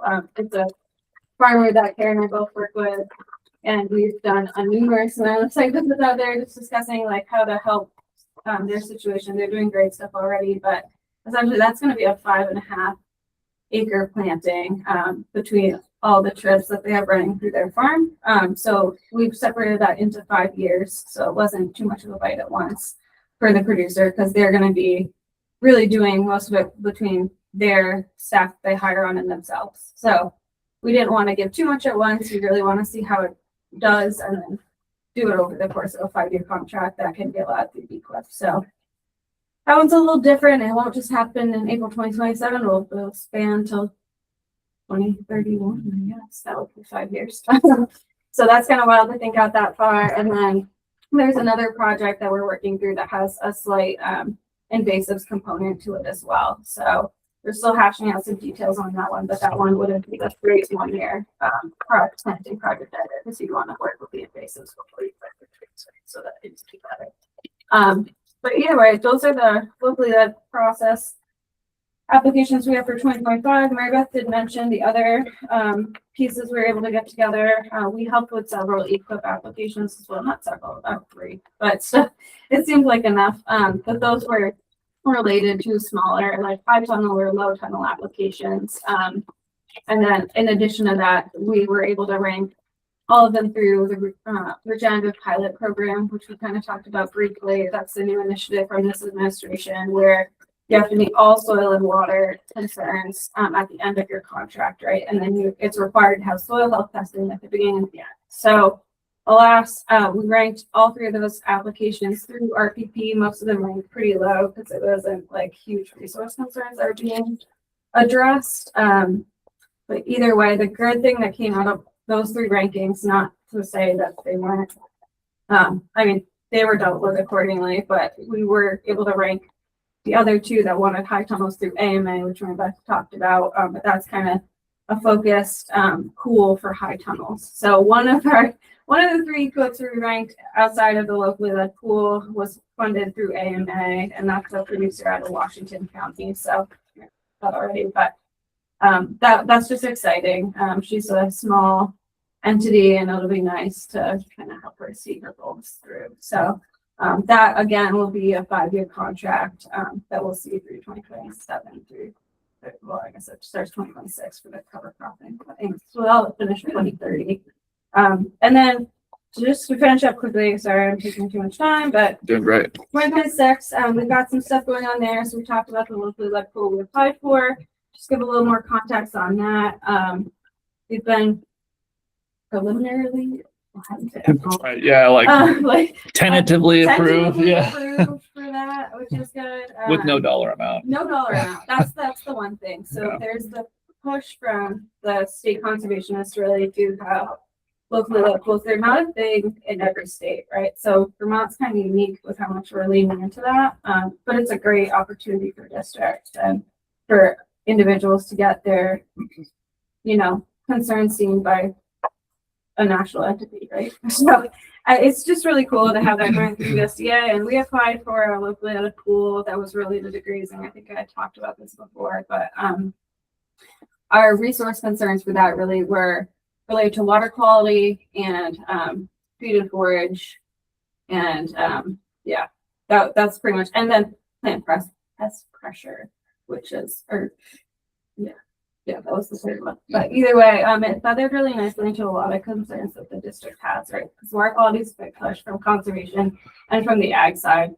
So we were happy to have that included in terms of like grazing management. But then in addition to that, some other concerns that came forth from the locally led working group meetings were like invasives control and tree plantings and things like that. So all that can really feather nicely into like a grazing system, right? So if you have invasives in your hedgerows, if you have like a need for shading or agroforestry or like things of that nature that feather really nicely into a grazing system, all those practices were kind of included in the suite of practices that we applied for under the guise of like helping grazing producers within Chittenden and Washington County. And we did not restrict the riparian pool nor the 2026 pool we applied for in any region of our district. We encompass the whole district. So we're hoping to reach, we're hoping to get like 10 to 20 applications for that pool. Likely we'd only be able to fund 8 to 10 because typically those contract costs are really large for grazing systems. I'm sure as you know, like it's not it's not simple. So there's a lot that goes into that. Karen and I will be doing, hopefully, if everything goes forward with that, we'll be doing the work for that starting as soon as it's awarded. They tell us we can start advertising for it, and then, or just like talking about it with people. And then from there, we'll be doing our visits for the grazing plans in the coming months. So lots to happen, lots to do. Oh, and then all the stuff that got approved for 2025, like we're getting all that to contract right now. So it's been busy. Yeah. But good. It's been good. Yeah. So, and then we've been helping like Mary Beth in the Wilson office with the about me stuff, and it would just be the lack of planners that have been available to the members. So, Yeah, a perfect storm. yeah, so Of we've reasons. been helping with a little bit of contract like signings and just getting some stuff together and having communications, conversations with people, and it's been good. Yeah. And a lot of the producers, like we already kind of know through other ways, so it's been nice. Yeah. Just add a few things. So in terms of, we talked about dollar amounts. So we had applied for $800,000 for this grazing program. Again, they've said we accept your proposal, but they haven't told us how much money is going to be set aside for us. The 2025 pool for the riparian planting is $200,000. And then for the 2024 pool, the main stem work, that was large. And it was like $700,000 or $800,000 that we had set aside for us. Which is, all based upon application costs, right? So like we were only able to service 3 and the Correct. riparian were able to service like way more than that. There were also other planners that took advantage of that pool to have applicable projects. So there's several riparian projects that are going forward, and then hopefully we'll have a sense of but, Totally. yeah, that cost really associates nicely to what the project would cost. Yeah. But yeah, big dollar apps. Yeah. Yeah. Again, as we Yeah. said before. Yeah. If anyone has any questions for me, I've tried to learn. Heather, what did you say the bobbling Oh. thing was tomorrow? It's a bubbling farm. Down Hill Road. in Yeah, East Montpelier. thanks. It's It's Bruce Hallett. He used to work out of his building forever. It's East him and East the Montpelier. Cable Bobbling Farm, East Montpelier. It's Town the Hill farm Road. at the bottom, at the big saddle on, or the big swoop on Town Hill Road in East Montpelier. Yeah, and that's coincidentally, I forget even who mentioned this, but that a lot of people around here drive that way to get to Montpelier. So it has been such a visible way to see how things improve with good pasture management, because it looks so different now than it did a few years ago. So Right. great place to have. Yeah, it'll be great. And we partnered with UVM in Vermont, Reps Pharmacy. Yeah. So it's a good great. partnership, and we're gonna continue. I think this is only gonna be part 1 too, because there's so much that Yeah. knowledge that he can give us. So I think Yeah. we're gonna do a Very later good. one He's with amazing. him heading it. Yeah. Yeah. And we're excited. Yeah. Cool. Yeah, he's not good. And Tomorrow, what time, time, 10? yeah, time. It is. It's I at think 1. it's It's at 1, yeah. 1 p.m. Russ. 1 p.m. And UVM sending Yasha, right? Yes, he should be coming. Yep. Cool. 1 to 3. Yep. Yeah, 1 to 3.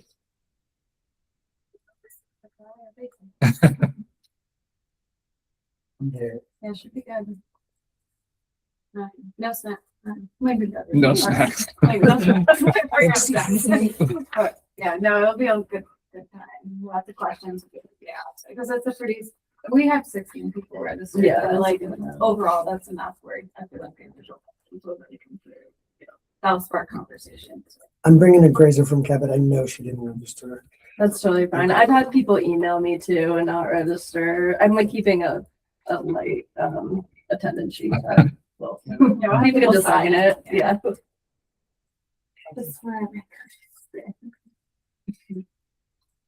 Great. Well, thank you. Both of you. Yeah, Lily, you've been very busy. Yeah.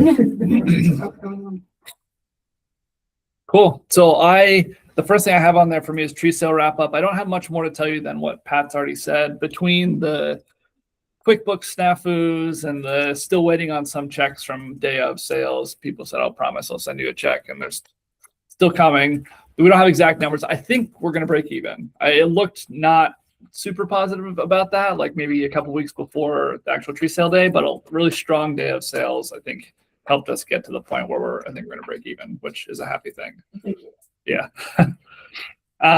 So I don't have much more to say about the tree sale than that. Maybe at the next meeting we'll know more. Did you find homes for all the material that was left over? Yes. So some of the stuff that was left here was taken by North Branch Nature Center.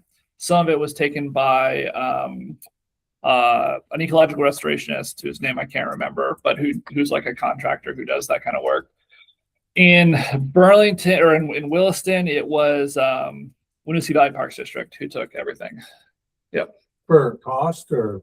After the day of, I let them take it for free. North Branch is going to give us money. He said he was going to figure out how much money he could give us, but he said he would give us money. So I don't think the Parks District had said they're going to give us any money. But yeah. That's why we got to borrow some tree and orchard equipment from the Intervale from our new friend and put a nursery in at my farm so that all the extras can go in there and get bigger and more valuable for next year's tree sale. Well, we'll talk about the nursery here in a second. Before I don't want to forget. So Hansmill Dam, we removed 2 years ago. We finally have the historic sign, which is going in June, and Jeff's been keyed in on that, so he'll help us dig some holes. Maybe hopefully we'll get someone with like an auger drill or something to dig the holes for us. But yeah, it's got 2 posts. It's going to go in, I think, downstream of the site, kind of looking up at the dam.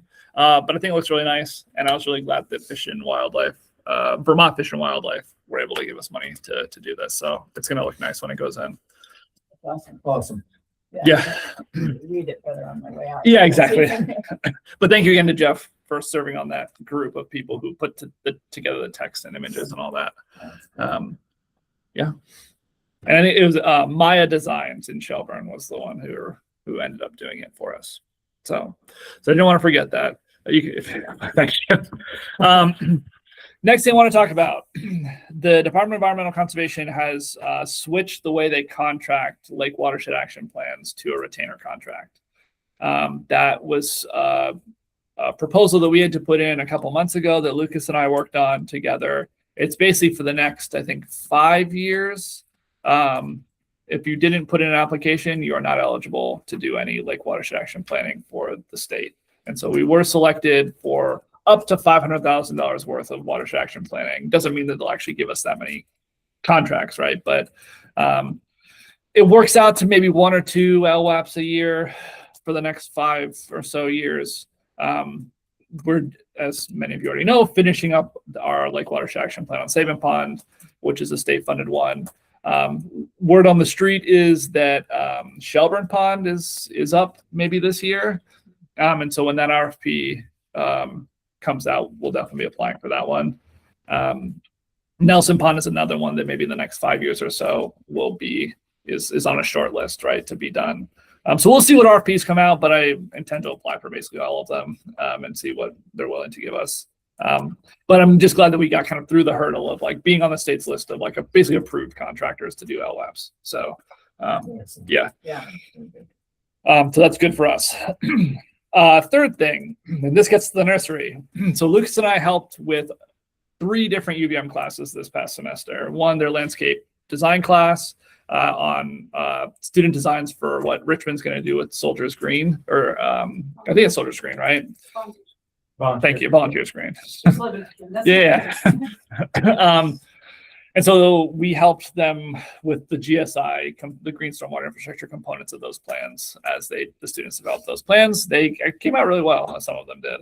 But we also helped with 2 Rubenstein classes, one of which helped us develop like a business plan for a nursery, because that's something we've been trying to think about starting, trying to like get leverage to start. At the same time, I've been reaching out to different groups to see if we can partner with them, because it seems everyone and their grandmother is starting a nursery and they're not all going to succeed. And so it might be better in our better interest to partner with somebody and have a better likelihood of success. And we initially looked at St. Mike's. They kind of got cold a little bit. I haven't really heard back from them. But it looks like Winooski Valley Parks District is interested in collaborating on that at their Colchester Pond location. And so after finishing this class with Rubenstein, there was an opportunity to apply for a grant, which we did. So they're giving the Leahy Foundation for Rural Partnerships is giving us about $8,500 to continue the planning efforts for that nursery. it's mostly going to cover preliminary things, soil testing, like surveys for invasive species, trying to get cost estimates of like how much infrastructure we're going to need to kind of get set up there for ourselves. It won't be putting trees in the ground. We also have to have discussions with the Parks District about like roles and responsibilities and who gets the trees and all of this, right? So there's a lot of plans going to go into this, but they're at least open to walking down that road with us. And so that is kind of the direction we're heading with them at the moment. And that's what the nursery scene looks like. So I'm very sorry. But I'm glad also to have some money to support it, because we had been supporting it basically just with general funds on my time to do research. So the Park District owns the land? They own and manage the land at Colchester Pond, which is fallow ag land at the moment, basically. Yeah. That's great. Which is where Remy lives. Oh, at Colchester Pond? Oh, Up that way? He's the only house on the. Oh, entire- really? There's- It's completely forested water, but That's- he's the only house, Yeah. yeah. So that I did We have a not fan on know. the pond. That I did not know. Yeah. He goes So- to use his kayaks. I know the Parks District has like interest in like sprucing up that site in general, even just for like access, Yeah. not even related to the nursery. And they're hoping that kind of by combining these two ideas, they maybe generate some more energy and interest around doing that. So, so we'll see where this takes us, but That I'm sounds very glad to have promising. some money Yeah. and a willing partner. St. Mike's, they have a nice piece of land down there by the river, but I feel like it was just too big of an institution and too much bureaucracy. And ultimately, I think they couldn't really get approval for it. So And they just planted 200 chestnuts from that. they did, which we gave them. Oh, you gave them some too. We gave them some last year. They took a lot. That's Yeah, awesome. Yeah, good. Good to know. Trevian, right? Yeah. Yeah, perhaps on the road, I'd be curious to talk or hear more about seed and stem sourcing. Definitely. Happy to take it. Absolutely. And so one of the things that we've been trying to figure out is like how, so there are two other conservation districts that operate nurseries. Both of them lose money on them every year. We would like not to do that and so on ours. And so we're trying to figure out how to make that work. And something we've talked about is, should we grow like ornamental stuff for normies that aren't exactly native, or should we really just stick to like native local genetics conservation work? Things we've been trying to figure out for ourselves about like what the identity of that nursery looks like, and be happy to have input. Yeah. I'd say we also have leverage because we're only in the like actual major metro area of Vermont. Is Yeah. There's more market, and I think We hope. a greater Yeah. variety of people to pull from. And Yeah, the two other districts are Essex, way up in And the then Polkney, corner, and then Meadowy. Polkney. White River, we had. You're starting in this, No, trying we to start have- a nursery. No, I I brought believe. in 6,000 trees Oh, from yeah. Indiana about 4 years ago. Yep. And we gave a bunch away to farmers, and we Yep. started 4 or 5 nurseries in the White River Nice. District. But we give them away, they do a tree sale, Yeah. but we give most of it away, so the metrics are off, but it's effective. Yeah, and I think that Yeah. White River is trying to start a nursery on the Randolph campus of Vermont Yeah, State and we're gonna College. relocate stuff from like Marsh Billings, and it's all of the Yeah. King Farm, all these places, and bring it all. to An in process Yeah. nursery. Yeah. Yeah. So that's what I have for updates from my end of things. We talked a little bit before the meeting started about some major projects. Rouleau Pond Dam is likely not coming out this year. A lot of infighting between engineers and fish biologists that have delayed. The engineering plans aren't even done yet. And then waiting, we don't have enough money. Even if the plans were done, we don't have enough money to do it, and trying to find money. So that's the issue with that dam not coming out. Wichita will come out. It's just probably later in the summer. It won't come out. It'll be replaced. Wichita Culvert in Washington, just upstream of the dam.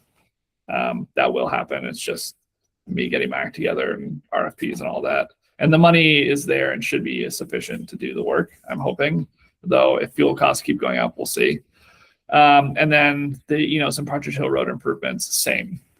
Those designs just finished with SLR, and now we need to issue an RFP for a contractor. Delaney will be working on all of those RFPs with me. So things are going to start rolling, but it's probably like later projects that will happen later in the summer. Well, that was great, Dan. Great segue. Delaney, can you just maybe give us an introduction? You're here with staff now, Mhm. right? So, Yeah. yeah, introduce yourself for those of us around the table and give us a sense of what you're going to be doing in addition to all the work that Dan just dropped on your desk. I mean, to my knowledge, that is the majority of the work I will be doing. So I'm a student down at Vermont Law and Graduate School. I live down in South Royalton, originally from Chicago, and went to school in Central Illinois. I worked on a congressional campaign, so that was a lot of community outreach. And that was in one of the most highly contested districts. So I have the experience of like when someone is not necessarily open-minded towards what I'm trying to, like, for lack of better wording, sell to them. And then I also worked at the Illinois State Capitol last year, where I got to work with representatives, lobbyists, the public, district offices. So a lot of experience in translating all the kind of stuff that we would do here to what the average person can digest. And again, a lot of experience working with people who maybe do not agree with like what we're trying to promote and what we're trying to achieve. Yep. She will also, thank you for bringing up the communications aspect. The Walter Kelly water riverfront access is a project she'll be working on too in Middlesex. Middlesex, yeah. There's the Arrowhead access in Milton, which I need to follow up on because we wrote that grant for them and then they never got back to us to like help manage the project. So Yeah, there was some point of contention with like managing money, right? It was, that I don't know. they but needed to like run it by their board if they were even I do allowed to recall- allocate. I like, do LCDP I do recall that, but I haven't heard from them, Yeah. and I should have heard from them by now. So We can I need to reach follow out. up with them. But yeah, so running those public processes to help figure out what that river access should look like in Middlesex. And also the Red Pine, Enos, and Richard Hill culverts replacements. Yep, all that. Right. So, and it's not just gonna be desk stuff. She wants to get out in the field, so we're making sure she'll get out some site assessments with Lucas. Yeah, we'll do some like project adoption stuff too. We've got the 5 sites Yep. in Washington County and 2 sites in Chittenden County. Yeah, I don't know if since the last time we met, we have been approved from the Basin 8, the Winooski Basin Clean Water Service Provider, to try to develop some of our previous plantings to go back to those landowners and see if we can get access agreements and see if they'll let us go in and like maintain those plantings that we did however many years ago, remove invasives, replant what needs to be replanted, that kind of thing. So the state is opening money up to maintain previously planted projects as long as they were planted with clean water money, which these were. For phosphorus crediting. For phosphorus crediting. So that's the thing that she'll be doing, reaching out to landowners, see if we can come back, see if we can make additional modifications to their property. We've been approved already for 2 sites in Chittenden County, one at Essex High School and one at Shelburne Vineyards, and they're both basically on board. So we have to go back this summer, the 3 of us, and do what needs to be done, which in both cases is not very much. But the ones in Washington, we have no idea because we've never visited them since we did the planting. So it'll be interesting to see what they look like going back. Yeah. I've got plenty of other like field visits and stuff that we can get you on. Yeah. Great. Well, welcome. Thank you. So time check, it's 12 noon. We're slated to go till 1 or whenever we finish, whatever comes first. Sure. So how are we doing? You need to take a break. Folks know where the bathrooms are. Yeah, if you They're in the don't, mold section. it's not in the mold section. You go down, you go out back and then take a right and loop around. Don't take a left. The left is the mold section. Go right. Well, so we'll just press on. And next would be the supervisor union collaboration. Great. So I'll try to make it real quick. In the vein of trying to find people and money, I had a conversation with very cool and smart Claire Ireland, who is repping the NRCC, but is a VACD employee, or maybe is the only NRCC staffer in the state, something like that. She's like kind of half and half in Yeah. obligation, but I think fully paid by VACD. I don't Yes, know. I I believe think that's that's how that. that works. So I asked her about supervisory union collaborations and this idea of a state paid staffer for supervisory union projects, which is in statute, but nobody, Rick or anybody, has ever heard of it actually happening. So if we could pull this off, we'd be the first one that anybody knows about to get a state paid staffer. I thought it was going to be constrained to administrative duties, but Claire said it could be anything. Rick sent me the 5-year strategic plan and asked that I look for overlaps between the White River strategic plan and our strategic plan. And it seems like there's just so much room. It just seems like we could come up with just about anything, especially in the realm of the things that we're already doing. Also in the strategic plan was to try to hire a second conservation specialist. So I don't know that you guys are actually thinking about that for this year since it's half over, but the idea here would be to try to find a fundable collaboration where we start with a free staffer that we could have do anything, and we want to make sure that the agency and sort of the district is the boss, right? And we can't have the state coming in and tell you guys how to do stuff. I imagine that you guys would want to have control of the projects, really good and clear understandings with the White River District about rights and responsibilities and who gets the money. But Claire basically was really excited. She is trying to revitalize the Natural Resources Conservation Council in the state of Vermont. And this would be an institution to help pilot and bring precedent for supervisory unions getting staffers. So if we could come up with something to propose to Claire by August that she can then in turn propose to some entity or institution, she was really excited to see that happen. So the next step that Rick outlined would be, if I'm trying to get to a point where you guys are cool, for me to talk to Jen Byrne and keep in touch with Rick and Dan and whoever else is interested, and try to craft the lowest hanging fruit, simplest, but exciting enough to be fundable proposal.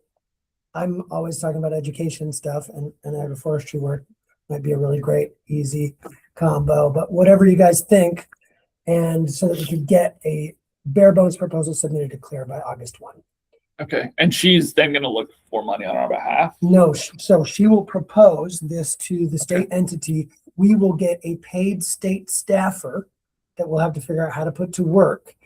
And then if we can come up with additional money for the project, that would be on us. But, White River moves a lot of money. And so we might be able to piggyback on some of the stuff that's going on. One of the things that came to mind were farm teams development, which I know you guys are already working on, and they do pretty well. But again, it would just be, I would be at the table trying to come up with the simplest and most implementable plan possible to not strain capacity.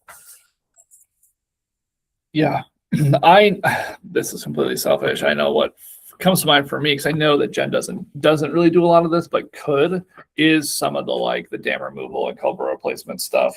That having a staffer that could do some of that in both of our districts would be great, because I know it's something that I often, especially the scoping part, don't always have the time for. Neither does Lucas, because we're all strapped and stretched pretty thin. So someone who could just do some of that development work would be great, and it would get White River doing some of that dam removal Project stuff. development or financial development? Project development, yeah.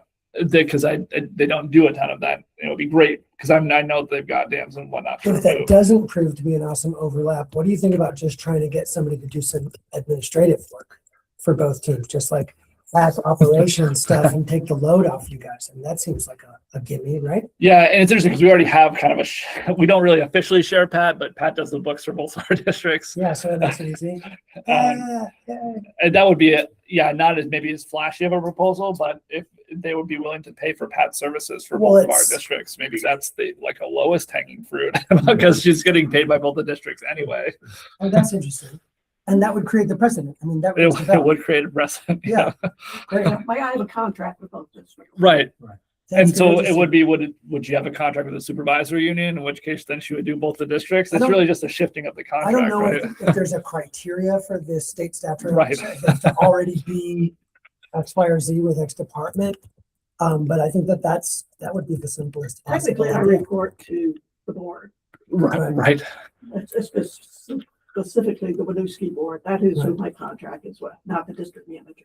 Right. And same in White River. And same in White River. You report to the board. Yeah, I've been in a couple of those meetings. Yeah. Okay, well, that seems, so we got a couple ideas. Should I start talking to Jen and her board and let's start kicking stuff around? I'm curious just to understand more, because about where the money comes from? The state is statutorily obligated to hire us a staffer, but nobody knows the ins and outs of how that works because it hasn't been done. I think we're just trying to like push Yeah, push the so button. in other words, Yeah. it's in, I mean, there's probably a lot of unfunded positions in state government, so this is one of probably many. So I think this sounds like a great idea, but it sounds, so the money's not there.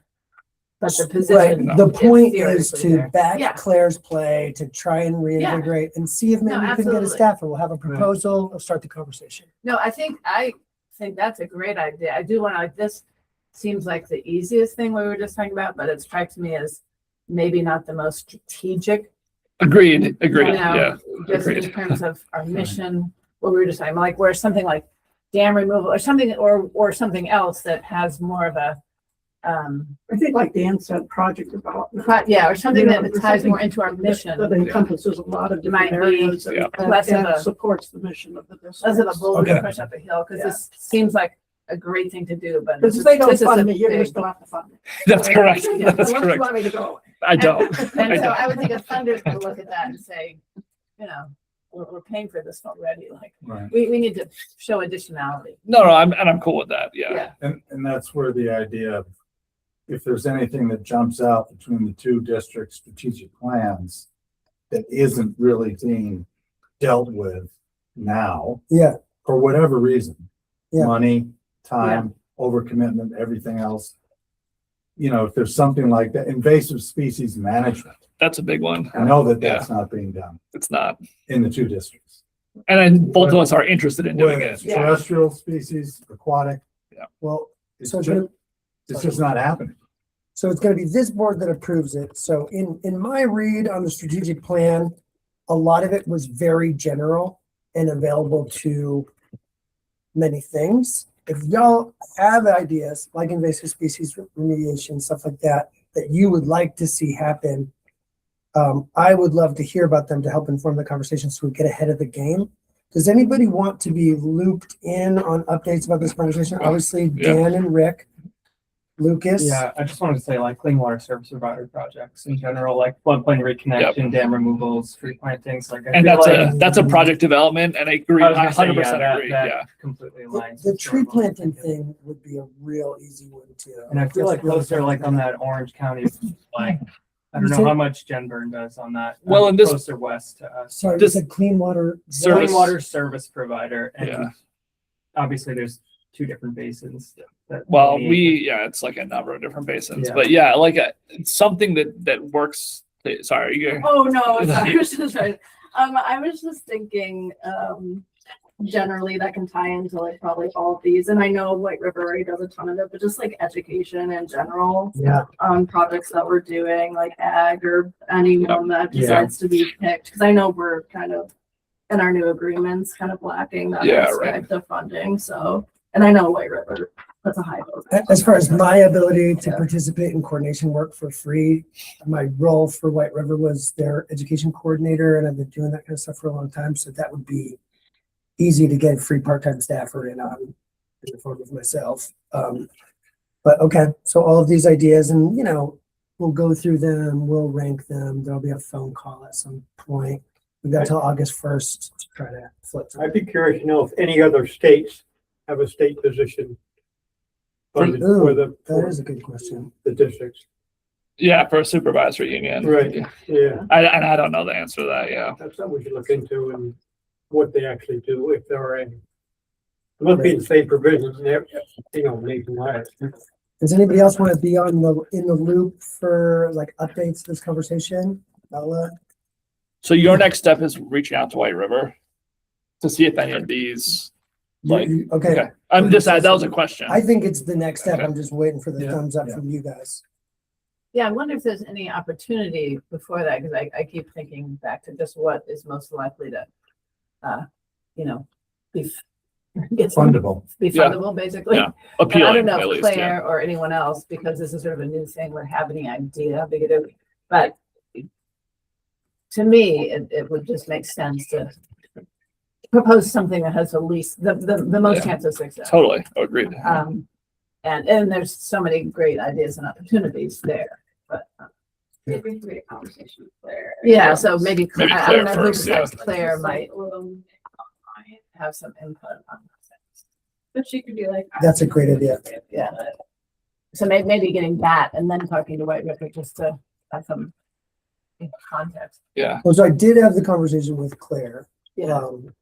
And I think that Claire wants us to have a little something that we're talking about. But did you talk about like what would be her? Yeah, thoughts about yeah, and what I would was be trying most- to get her thoughts about Yeah. that. And her basic thing was like, it could be anything that you guys can agree on. Mhm. That, and it could be, I don't think it would have to be the same for both groups. There could be specific services that were provided to each district that were discrete to each. It could just be, it's a proposal from the supervisory union to, I don't know what state body, I apologize.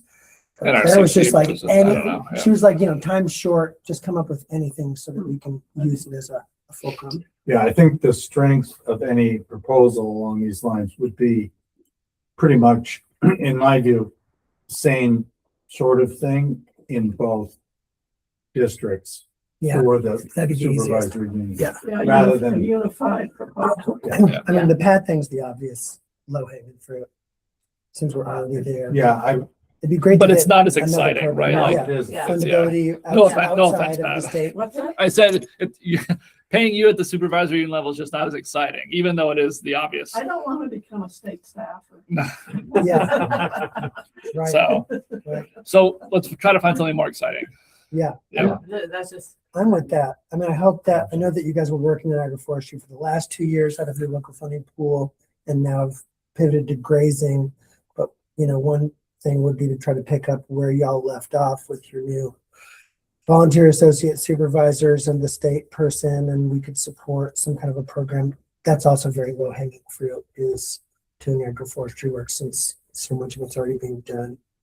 Well, and there's nothing that precludes agroforestry in our grazing No, program, like right? sharp establishments Yeah. within the practices we apply for Yeah. the local grazing pool, but it just has to be affiliated, right? So like one of the ranking questions we propose that needs to get approved from RCS is like, do you have a grazing plan? And that's gonna like rank you above everyone else, right? Because we want to reach those grazing participants. But either way, no. Have a grazing like- plan. Yeah, perfect. Thank you. It's like, it should work out. We just want to make sure we're reaching our target audience. And education and clarity around different crops and animal. preference. Yep.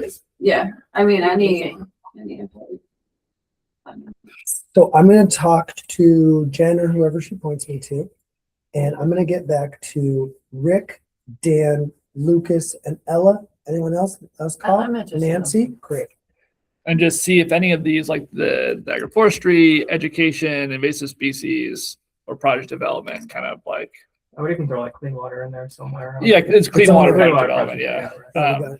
If any of those kind of like tick a box for me for White River, and then we can go to Claire and be like, we'll get you a formal proposal, but like, does this seem like the right, we're walking down the right, yeah. because Okay. Claire would have to walk it to ANR or agency, depending on what we come up with. Right. Because Claire doesn't have money. Correct, right. No, right. VACD is handing out cuts. Well, and even NRCC has that money is largely spoken for. It's obligated. Yeah, so, Right. So she would have to pitch it on behalf of council and the particular supervisory union. Right. To a state agency. That's right. One of the 7, right? Or one of the however many. Well, more than 7, Is you there- know, Department of Education. Vermont Emergency Management. Well, but there's NRCC is comprised of those 6 or 7 entities, a couple of which have even changed their names since the last time NRCC convened like that. Anyway, yeah. Anyway, No, I mean, we would have to find somebody to give us money, additional money, yeah, right? well, to submit the proposal to. so all the more reason to not put too much work into it since the money is such a big question. But it'll be cool, and I was really excited to talk to Claire and her interest in trying to get NRCC back in shape. So that's cool. yeah, that's a good. And just without looking any closer, I just kind of Googled that quick. Says many states provide direct pay support to conservation districts. In most, That goes on and on after that. in So- most cases, it's county level taxes that right, pay yeah. for conservation districts, but we don't have that. We don't have that here. So The sheriff. yeah, right. All right, well, thank you. Thank you. Henry, for Yeah. taking that on and, yeah, keep us posted. And Okay, great. Thanks, you guys. so turning the page, it's at 12:15, we're gonna make it I hope so. on to the rest of our agenda. I hope so. It should be brief, I'm hoping. The next one is me. Henry Bonges, who's not here today, had asked me to look into cybersecurity training because he doesn't want us getting ripped off of getting a bunch of money, and I agree. So I reached out to a couple of different groups that do cybersecurity. Noble4 is the one that I've used in other contexts of my life. And I reached out to a few others, Barracuda, Mimecast. Most of these are like targeting organizations that are substantially larger than ours. The really Noble4 was the only group that could even give us a rate for the size organization. It was like the less than 25 users, and it would be basically $1,000 a year for their security training. And I suspect that's more money than we want to pay for cybersecurity training. But I obviously leave that up to the board. Would it be better to do a workshop presentation with a qualified presenter? I could ask if they do workshops, and maybe but One shot deal. yeah, Has this ever come up at a district manager meeting? Or I just wonder about some, for Right. all the, everybody. I think I asked people if they did it and they said no, like nobody does it. Right. Norwich University, they've got a cybersecurity. We could ask Norwich. That's a good idea. That's a good idea. Yeah. Let me ask Maybe Norwich. they would do a training for, like, 14 districts. yeah. Yeah, let me ask about If that. that's too many, then we could do cybersecurity for the central supervisory unit. That's right.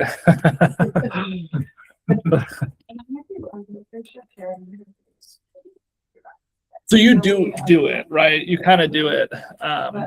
But as an org, we don't do it, right? And I had to do it when I got my Gov computer, and so like we did it, but like we didn't do it, so his concern is like he doesn't want us wiring money to strangers by We accident, don't.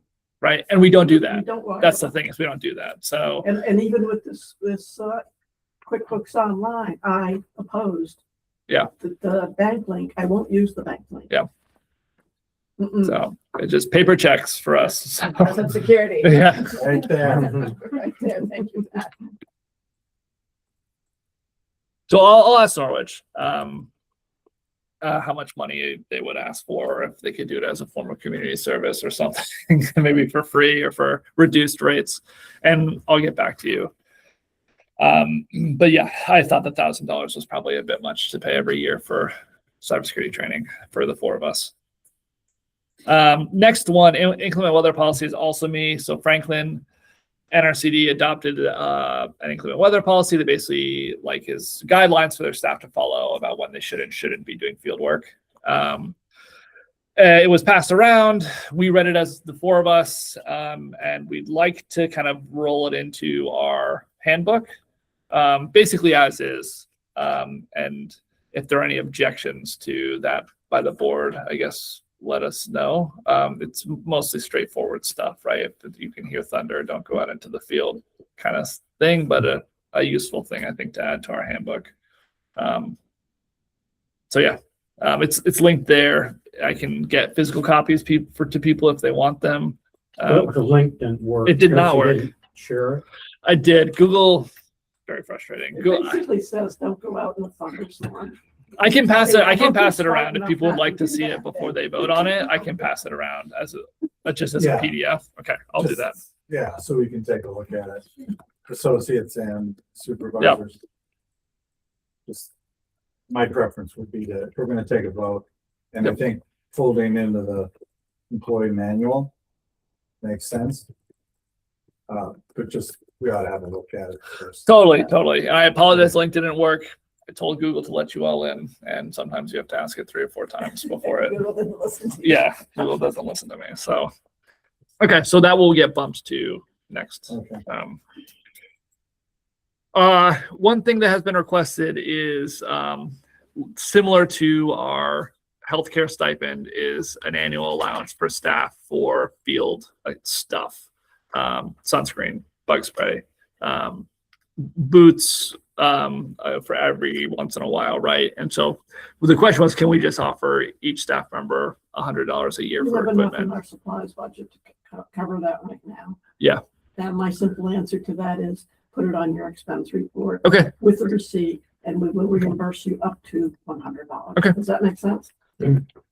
For equipment or supplies? Well, supplies. I mean, they're not asking for equipment. They're asking for boots. Yeah, sunscreen, boots are kind of bug equipment, but spray. yeah. Like equipment that would be used by like in the field, like I'm not. Personal. That's a personal supply. Yeah. Yeah. Like, Correct. Yeah. Sunscreen and Like this yeah. would be personal items that you Yeah. would like exchange. With Yeah. others. Like, Consumables often. yeah. Yeah. consumables, Yeah. that's a good way to put it. I'll make a motion. We need a. I have action item here. If you want to vote on it, you can. If not, we can just, because the current practice would be to put something like that on an expense report. It was just to kind of formalize how much, Yeah, we how have- much we money have people over had available to them. $500 still on the supplies Yeah. budget for this Okay. year, so even if you wanted to do it this year. Well, if you want a That's motion, I just would that we do it Okay. for this year, and we Which is also ending put June, the, July 1. June 30th. and put the They stipend can in carry it. Okay. Right. the next year budget too, So Nancy Yeah. moves to add the stipend to the budget. to the budget and to Mhm. allow it for this year. If they don't spend 100, we'll carry it over. It's not a big deal. $100 in bug spray. Yeah. Probably need it. Yeah. One pair of tick with. I'll second it. Maybe. Okay. So Rick seconds.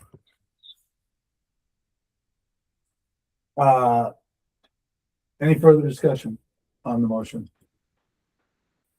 Add the $100 currently that ends June 30, and then add it. No, we can carry it over. Yeah, We're not gonna force them to spend $100 right away. I mean, we'll carry it over. okay.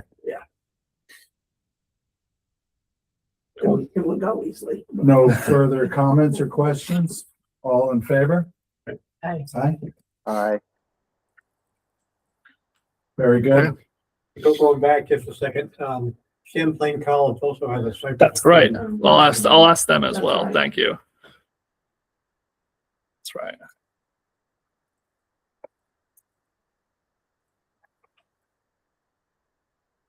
Cool. Awesome.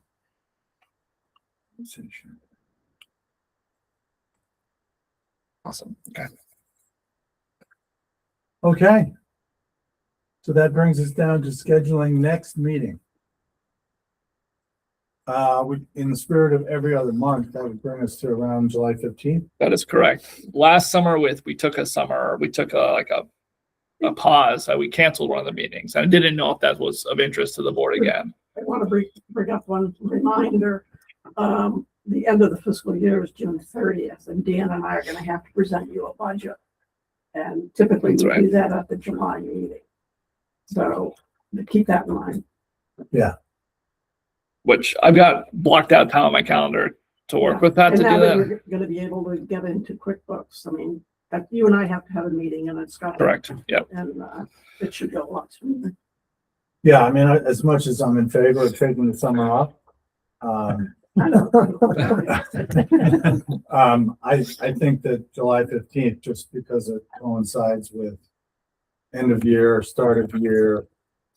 I'm just not prepared to not see all of you for such a long period.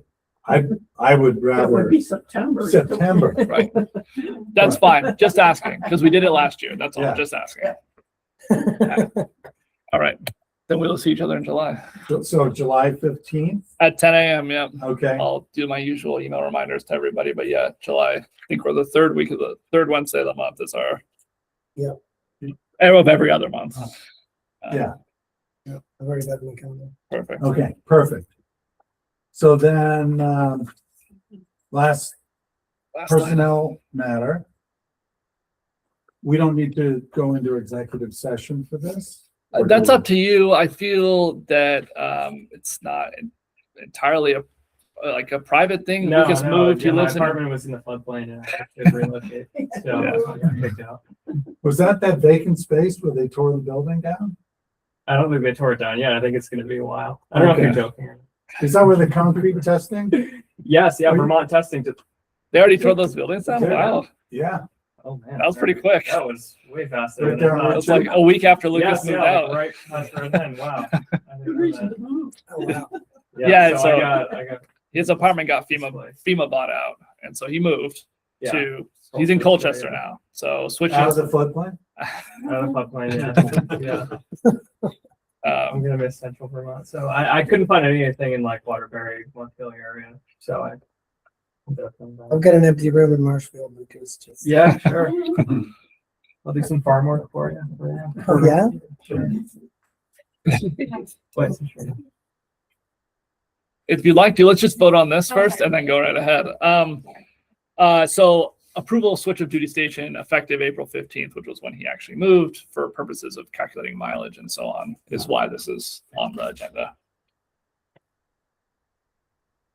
Well, sorry that you had to move out of Washington County, but Parliament in Vermont. Linden County, it's Back out of Vermont. nice. I know. Trust me, I know. I was waiting for the jokes. No, Chittenden County, the nicest thing about it is so close to Vermont. I really wanted to stay in Waterbury too. There's just not a lot of availability. Okay. Entertain a motion? I'll make a motion to adjourn. No. Nice. Right ahead of you. Make a motion to approve this change. Okay. It's Rich, I'll second the motion. Rich seconds. Motion by Nancy, seconded by Rich regarding Lucas's change of duty station. Any further discussion? All in favor? Aye.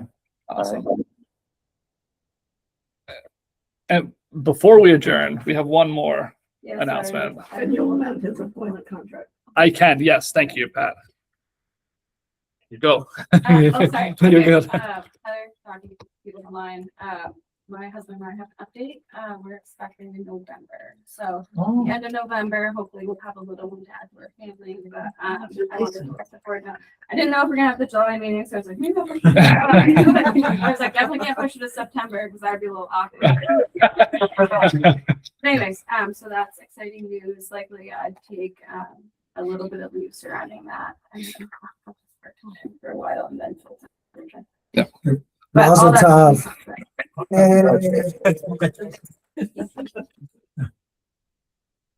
Wow. Yep.